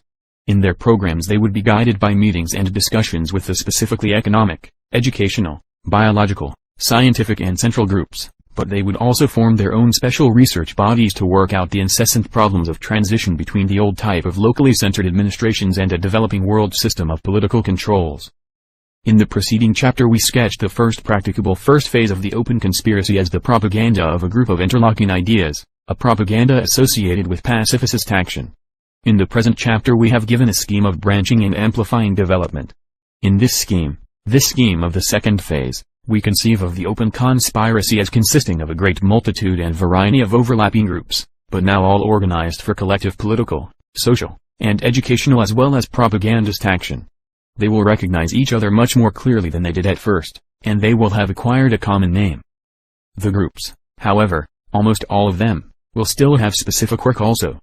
Some will be organizing a sounder setting for scientific progress, some exploring new social and educational possibilities, many concentrated upon this or that phase in the reorganization of the world's economic life, and so forth. The individual open conspirator may belong to one or more groups and in addition to the ad hoc societies and organizations which the movement will sustain, often in cooperation with partially sympathetic people still outside its ranks. The character of the open conspiracy will now be plainly displayed. It will have become a great world movement as widespread and evident as socialism or communism. It will have taken the place of these movements very largely. It will be more than they were, it will be frankly a world religion. This large, loose assimilatory mass of movements, groups, and societies will be definitely and obviously attempting to swallow up the entire population of the world and become the new human community. 16. Existing and developing movements which are contributory to the open conspiracy and which must develop a common consciousness. The parable of Provender Island. A suggestion has already been made in an earlier chapter of this essay which may perhaps be expanded here a little more. It is that there already exist in the world a considerable number of movements in industry, in political life, in social matters, in education, which point in the same direction as the open conspiracy and are inspired by the same spirit. It will be interesting to discuss how far some of these movements may not become confluent with others and by a mere process of logical completion identify themselves consciously with the open conspiracy in its entirety. Consider, for example, the movement for a scientific study and control of population pressure, known popularly as the birth control movement. By itself, assuming existing political and economic conditions, this movement lays itself open to the charge of being no better than a scheme of race suicide. If a population in some area of high civilization attempts to restrict increase, organize its economic life upon methods of maximum individual productivity, and impose order and beauty upon its entire territory, that region will become irresistibly attractive to any adjacent festering mass of low-grade, highly reproductive population. The cheap humanity of the one community will make a constant attack upon the other, affording facile servility, prostitutes, toilers, hand labor, tariffs against sweated products, restriction of immigration, tensions leading at last to a war of defensive massacre are inevitable. The conquest of an illiterate, hungry, and incontinent multitude may be almost as disastrous as defeat for the selector race. Indeed, one finds that in discussion the propagandists of birth control admit that their project must be universal or dysgenic. But yet quite a number of them do not follow up these admissions to their logical consequences, produce the lines and continue the curves until the complete form of the open conspiracy appears. It will be the business of the early open conspiracy propagandists to make them do so, and to install groups and representatives at every possible point of vantage in this movement. And similarly the now very numerous associations for world peace halt in alarm on the edge of their own implications. World peace remains a vast aspiration until there is some substitute for the present competition of states for markets and raw material, and some restraint upon population. Existing and developing movements pressure. League of Nations societies and all forms of pacifist organization are either futile or insincere until they come into fine with the complementary propositions of the open conspiracy. The various socialist movements again are partial projects professing at present to be self-sufficient schemes. Most of them involve a pretense that national and political forces are intangible phantoms, and that the primary issue of population pressure can be ignored. They produce one woolly scheme after another for transferring the property in this, that, or the other economic plant and interest from bodies of shareholders and company promoters to gangs of politicians or syndicates of workers, to be steered to efficiency, it would seem, by pillars of cloud by day and pillars of fire by night. The Communist Party has trained a whole generation of disciples to believe that the overthrow of a vaguely apprehended capitalism is the simple solution of all human difficulties. No movement ever succeeded so completely in substituting phrases for thought. In Moscow communism has trampled capitalism underfoot for 10 eventful years, and still finds all the problems of social and political construction before it. But as soon as the socialist or communist can be got to realize that his repudiation of private monopolization is not a complete program but just a preliminary principle, he is ripe for the ampler concepts of the modern outlook. The open conspiracy is the natural inheritor of socialist and communist enthusiasms. It may be in control of Moscow before it is in control of New York. The open conspiracy may achieve the more or less complete amalgamation of all the radical impulses in the Atlantic community of today. But its scope is not confined to the variety of sympathetic movements which are brought to mind by that loose word radical. In the past 50 years or so, while socialists and communists have been denouncing the current processes of economic life in the same invariable phrases and with the same undiscriminating animosity, these processes have been undergoing the profoundest and most interesting changes. While socialist thought has recited its phrases, with witty rather than substantial variations, 1,000 times as many clever people have been busy upon industrial, mercantile and financial processes. The socialist still reiterates that this greater body of intelligence has been merely seeking private gain, which has just as much truth in it as is necessary to make it an intoxicating lie. Everywhere competitive businesses have been giving way to amalgamated enterprises, marching towards monopoly, and personally owned businesses to organizations so large as to acquire more and more the character of publicly responsible bodies. In theory in Great Britain, banks are privately owned, and railway transport is privately owned, and they are run entirely for profit. In practice their profit-making is austerely restrained and their proceedings are all the more sensitive to public welfare because they are outside the direct control of party politicians. Now this transformation of business, trading, and finance has been so multitudinous and so rapid as to be still largely unconscious of itself. Intelligent men have gone from combination to combination and extended. 82. The open conspiracy. Their range, year by year, without realizing how their activities were enlarging them to conspicuousness and responsibility. Economic organization is even now only discovering itself for what it is. It has accepted incompatible existing institutions to its own great injury. It has been patriotic and broken its shins against the tariff walls its patriotism has raised to hamper its own movements. It has been imperial and found itself taxed to the limits of its endurance, controlled by antiquated military and naval experts, and crippled altogether. The younger, more vigorous intelligences and the great business directorates of today are beginning to realize the uncompleted implications of their enterprise. A day will come when the gentlemen who are trying to control the oil supplies of the world without reference to anything else except as a subsidiary factor in their game will be considered to be quaint characters. The ends of big business must carry big business into die open conspiracy just as surely as every other creative and broadly organizing movement is carried. Now I know that to all this urging towards a unification of constructive effort, a great number of people will be disposed to a reply which will, I hope, be less popular in the future than it is at the present time. They will assume first an expression of great sagacity, an elderly air. Then, smiling gently, they will ask whether there is not something preposterously ambitious in looking at the problem of life as one whole. Is it not wiser to concentrate our forces on more practicable things, to attempt one thing at a time, not to antagonize the whole order of established things against our poor desires, to begin tentatively, to refrain from putting too great a strain upon people, to trust to the growing common sense of the world to adjust this or that line of progress to the general scheme of things? Far better accomplish something definite here and there than challenge a general failure. That is, they declare, how reformers and creative things have gone on in the past, that is how they are going on now, muddling forward in a mild and confused and partially successful way. Why not trust them to go on like that? Let each man do his bit with a complete disregard of the logical interlocking of progressive effort to which I have been drawing attention. Now I must confess that, popular as this style of argument is, it gives me so tedious a feeling that rather than argue against it in general terms I will resort to a parable. I will relate the story of the pig on Provender Island. There was, you must understand, only one pig on Provender Island, and heaven knows how it got there, whether it escaped and swam ashore or was put ashore from some vessel suddenly converted to vegetarianism, I cannot imagine. At first it was the only mammal there. But later on 3 sailors and a very small but observant cabin boy were wrecked there, and after subsisting for a time on shellfish and roots they became aware of this pig. And simultaneously they became aware of a nearly intolerable craving for bacon. The eldest of the 3 sailors began to think of a ham he had met in his boyhood. A beautiful ham for which his father had had the carving knife specially sharpened. The second of the 3 sailors dreamed repeatedly of a roast loin of pork he had eaten at his sister's wedding, and the third's existing and developing movements 83. Mind ran on chitterlings, I know not why. They sat about their meager fire and conferred and expatiated upon these things until their mouths watered and the shellfish turned to water within them. What dreams came to the cabin boy are unknown, for it was their custom to discourage his confidences. But he sat apart brooding and was at last moved to speech. Let us hunt that old pig, he said, and kill it. Now it may have been because it was the habit of these sailors to discourage the cabin boy and keep him in his place, but anyhow, for whatever reason it was, all 3 sailors set themselves with one accord to oppose that proposal. Who spoke of killing the pig?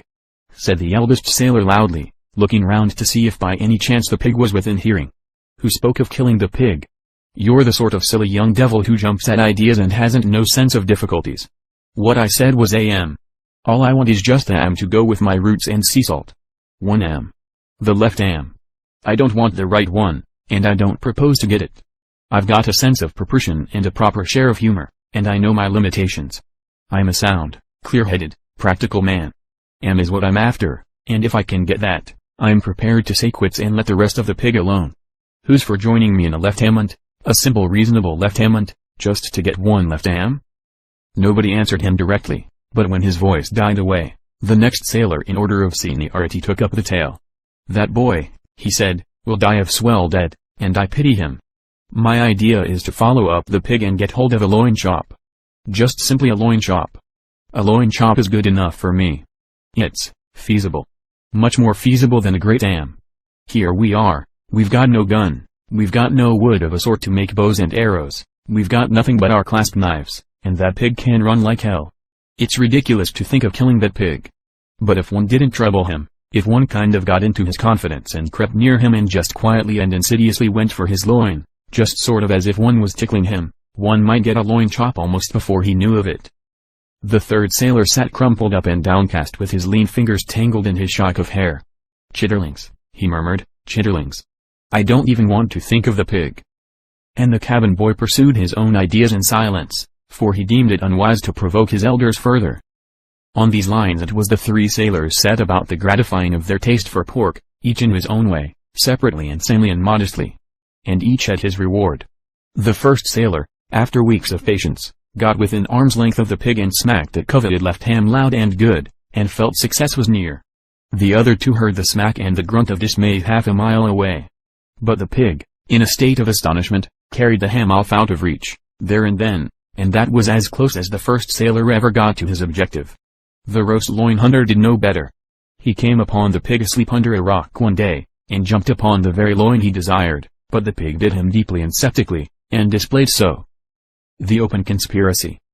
Much resentment that the question of a chop was dropped forthwith and never again broached between them. And thereafter the arm of the second sailor was bandaged and swelled up and went from bad to worse. And as for the third sailor, it is doubtful whether he even got wind of a chitterling from the start to the finish of this parable. The cabin boy, pursuing notions of his own, made a pitfall for the whole pig, but as the others did not help him, and as he was an excessively small, though shrewd, cabin boy, it was a feeble and insufficient pitfall, and all it caught was the hunter of chitterlings, who was wandering distraught. After which the hunter of chitterlings became a hunter of cabin boys, and the cabin boy's life, for all his shrewdness, was precarious and unpleasant.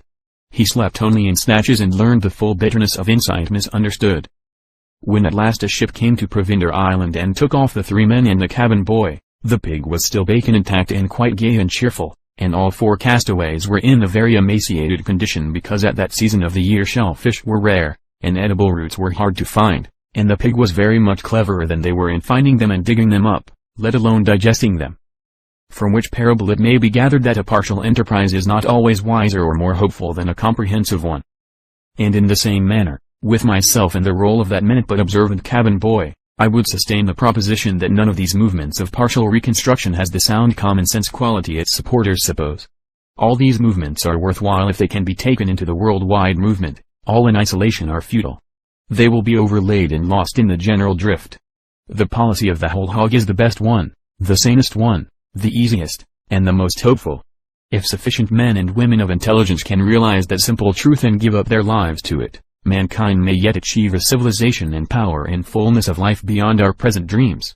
If they do not, frustration will triumph, and war, violence, and a driveling waste of time and strength and desire, more disgusting even than war, will be the lot of our race down through the ages to its emaciated and miserable end. For this little planet of ours is quite off the course of any rescue ships, if the will in our species fails. 17. The creative home, social group, and school, the present waste of idealistic will. Human society began with the family. The natural history of gregariousness is a history of the establishment of mutual toleration among human animals, so that a litter or a herd keeps together instead of breaking up. It is in the family group that the restraints, disciplines, and self-sacrifices which make human society possible were worked out and our fundamental prejudices established, and it is in the family group, enlarged perhaps in many respects, and more responsive to collective social influences, that our social life must be relearned, generation after generation. Now in each generation the open conspiracy, until it can develop its own reproductive methods, must remain a minority movement of intelligent converts. A unified progressive world community demands its own type of home and training. It needs to have its fundamental concepts firmly established in as many minds as possible and to guard its children from the infection of the old racial and national hatreds and jealousies, old superstitions and bad mental habits, and base interpretations of life.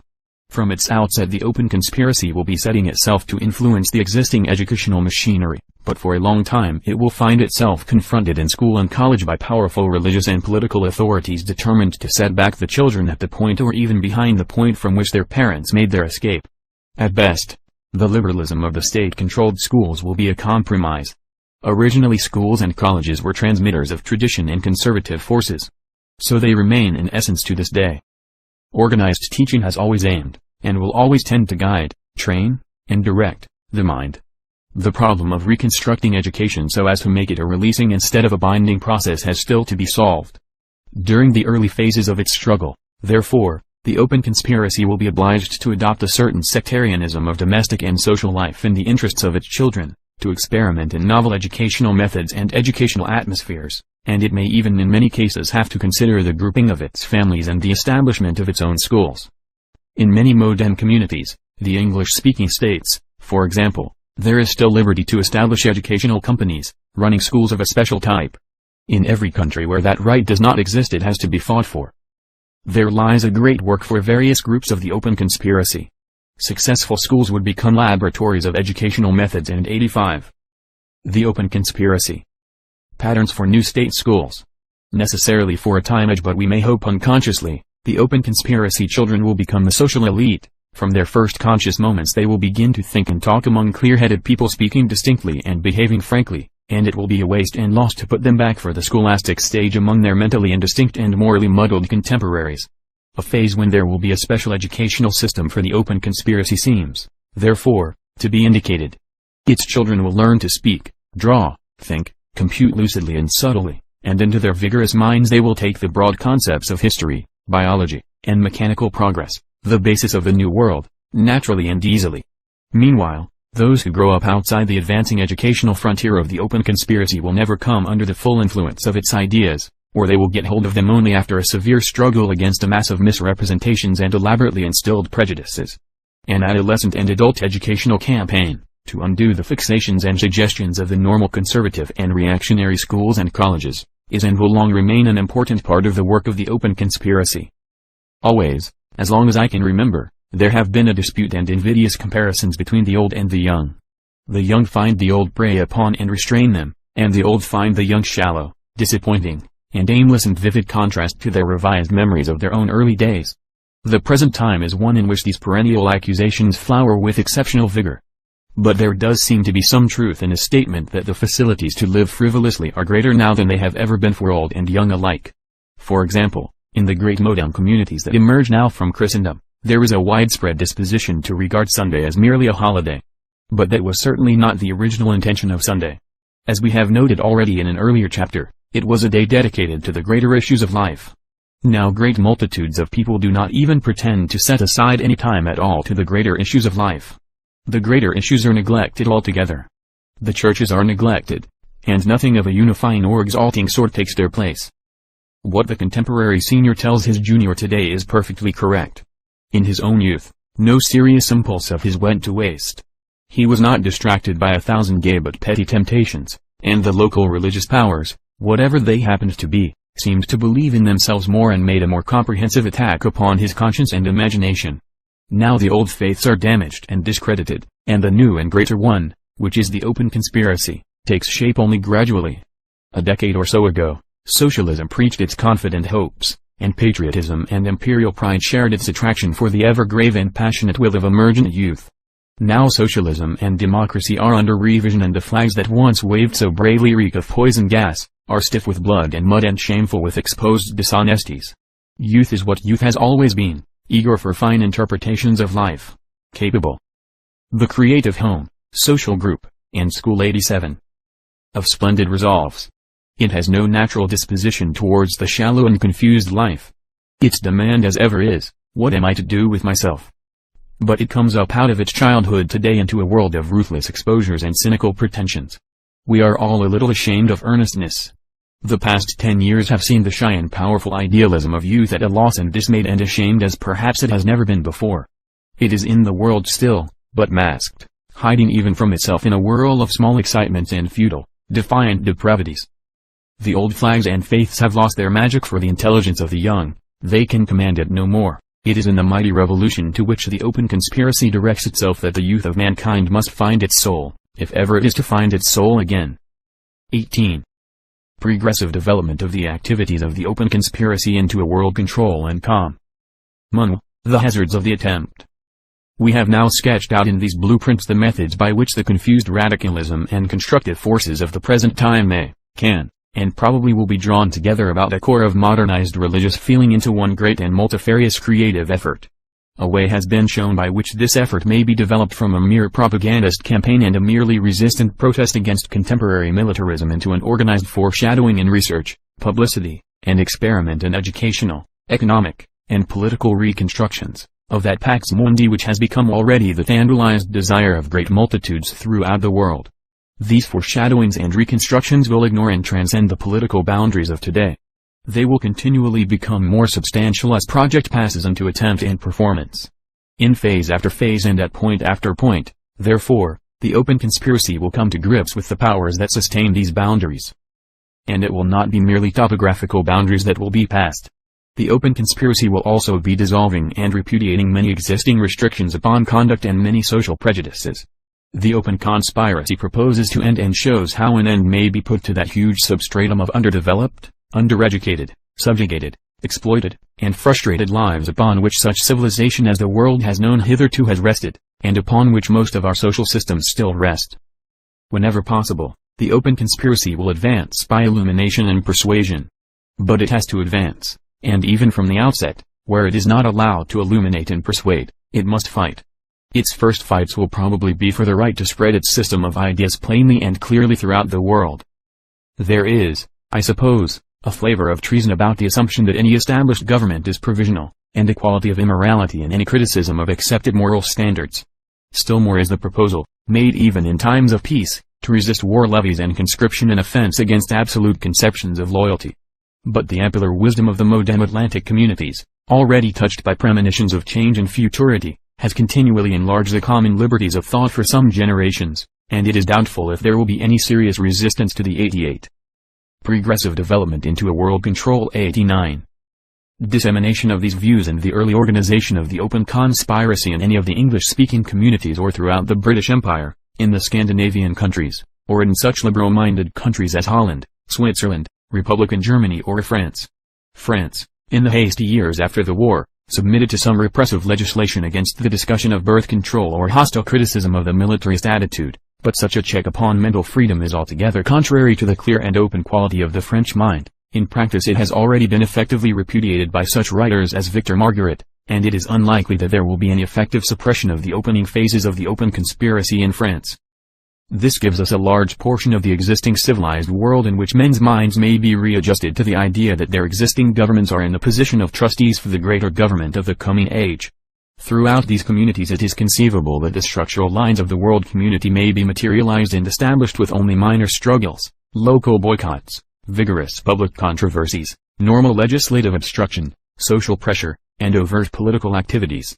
Police, jail, expulsions, and so forth, let alone outlawry and warfare, may scarcely be brought into this struggle upon the high civilized level of the Atlantic communities.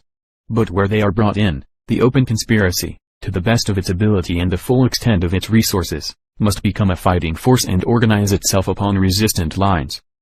Non-resistance. The restriction of activities to moral suasion is no part of the program of the open conspiracy.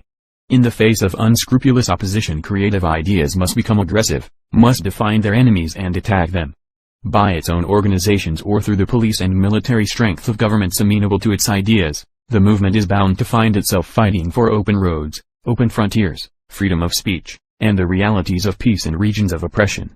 The open conspiracy rests upon a disrespect for nationality, and there is no reason why it should tolerate noxious or obstructive governments because they hold their own in this or that patch of human territory. It lies within the power of the Atlantic communities to impose peace upon the world and secure unimpeded movement and free speech from end to end of the earth. This is a fact on which the open conspiracy must insist. The English-speaking states, France, Germany, Holland, Switzerland, the Scandinavian countries, and Russia, given only a not very extravagant frankness of understanding between them, and a common disposition towards the ideas of the open conspiracy, could cease to arm against each other and still exert enough strength to impose disarmament and a respect for human freedom in every comer of the planet. It is fantastic pedantry to wait for all the world to accede before all the world is pacified and policed. The most inconsistent factor in the liberal and radical thought of today is its prejudice against the interference of highly developed modern states in the affairs of less stable and less advanced regions. This is denounced as imperialism, and regarded as criminal. It may have assumed. 90. The open conspiracy. Grotesque and dangerous forms under the now decaying traditions of national competition, but as the merger of the Atlantic states proceeds, the possibility and necessity of bringing areas of misgovernment and disorder under world control increase. A great war like the War of 1914 to 1918 may never happen again. The common sense of mankind may suffice to avert that. But there is still much actual warfare before mankind, on the frontiers everywhere, against brigands, against ancient loyalties and traditions which will become at last no better than excuses for brigandage and obstructive exaction. All the weight of the open conspiracy will be on the side of the world order and against that sort of local independence which holds back its subject people from the citizenship of the world. But in this broad prospect of far-reaching political amalgamations under the impulses of the open conspiracy lurk 1,000 antagonisms and adverse chances, like the unsuspected gullies and ravines and thickets in a wide and distant landscape. We know not what unexpected chasms may presently be discovered. The open conspirator may realize that he is one of an advancing and victorious force and still find himself outnumbered and outfought in his own particular corner of the battlefield. No one can yet estimate the possible strength of reaction against world unification. No one can foresee the extent of the divisions and confusions that may arise among ourselves. The ideas in this book may spread about without any serious resistance in most civilized countries, but there are still governments under which the persistent expression of such thoughts will be dealt with as crimes and bring men and women to prison, torment, and death. Nevertheless, they must be expressed. While the open conspiracy is no more than a discussion, it may spread unopposed because it is disregarded. As a mainly passive resistance to militarism, it may still be tolerable. But as its knowledge and experience accumulates and its organization becomes more effective and aggressive, as it begins to lay hands upon education, upon social habits, upon business developments, as it proceeds to take over the organization of the community, it will marshal not only its own forces but its enemies. A complex of interests will find themselves restrained and threatened by it, and it may easily evoke that most dangerous of human mass feelings, fear. In ways quite unpredictable it may raise a storm against itself beyond all our present imaginings. Our conception of an almost bloodless domination of the Atlantic communities may be merely the confident dream of a thinker whose thoughts have yet to be squarely challenged. We are not even sure of the common peace. Across the path of mankind the storm of another great war may break, bringing with it for a time more brutal repressions and vaster injuries even than its predecessor. The scaffoldings and worksheds of the open conspiracy may fare violently in that tornado. The restoration of progress may seem an almost hopeless struggle. It is no part of modern religion to incur needless hardship or go out of the way to seek martyrdom. If we can do our work easily and happily, so it should be done. But the work is not to be shirked because it cannot be. Progressive development into a world control 91. Done easily and happily. The vision of a world at peace and liberated for an unending growth of knowledge and power is worth every danger of the way. And since in this age of confusion we must live imperfectly and anyhow die, we may as well suffer, if need be, and die for a great end as for none. Never has the translation of vision into realities been easy since the beginning of human effort. The establishment of the world community will surely exact a price, and who can tell what that price may be? In toil, suffering, and blood. 19. Human life in the coming world community. The new life that the open conspiracy struggles to achieve through us for our race is first a life of liberations. The oppression of incessant toil can surely be lifted from everyone, and the miseries due to a great multitude of infections and disorders of nutrition and growth cease to be a part of human experience. Few people are perfectly healthy nowadays except for brief periods of happiness, but the elation of physical well-being will someday be the common lot of mankind. And not only from natural evils will man be largely free. He will not be left with his soul tangled, haunted by monstrous and irrational fears and a prey to malicious impulse. From his birth he will breathe sweetness and generosity and use his mind and hands cleanly and exactly. He will feel better, will better, think better, see, taste, and hear better than men do now. His undersoul will no longer be a mutinous cavern of ill-treated suppressions and of impulses repressed without understanding. All these releases are plainly possible for him. They pass out of his tormented desire now, they elude and mock him, because chance, confusion, and squalor rule his life. All the gifts of destiny are overlaid and lost to him. He must still suspect and fear. Not one of us is yet as clear and free and happy within himself as most men will someday be. Before mankind lies the prospect not only of health but of magnanimity. Within the peace and freedom that the open conspiracy is winning for us, all these good things that escape us now may be ensured. A graver humanity, stronger, more lovely, longer lived, will learn and develop the ever-enlarging possibilities of its destiny. For the first time, the full beauty of this world will be revealed to its unhurried eyes. Its thoughts will be to our thoughts as the thoughts of a man to the troubled mental experimenting of a child. And all the best of us will be living on in the Tampular life, as the child and the things it tried and learnt still live in the man. When we were children, we could not think or feel as we think and feel today, but today we can peer back and still recall something of the ignorances and guesses and wild hopes of these nigh-forgotten years. And so mankind, ourselves still living, but dispersed and reconstructed again in the future, will recall with affection and understanding the desperate wishes and troubled efforts of our present state. How far can we anticipate the habitations and ways, the usages and adventures, the mighty employments, the ever-increasing knowledge and power of the days to come? No more than a child with its scribbling paper and its box of bricks can picture or model the undertakings of its adult 92. Human life in the coming world community 93 years. Our battle is with cruelties and frustrations, stupid, heavy, and hateful things from which we shall escape at last, less like victors conquering the world than like sleepers awaking from a nightmare in the dawn. From any dream, however dismal and horrible, one can escape by realizing that it is a dream, by saying, "I will awake." The open conspiracy is the awaking of mankind from a nightmare, an infantile nightmare, of the struggle for existence and the inevitability of war. The light of day thrusts between our eyelids, and the multitudinous sounds of morning clamor in our ears. A time will come when men will sit with history before them or with some old newspaper before them and ask incredulously, was there ever such a world?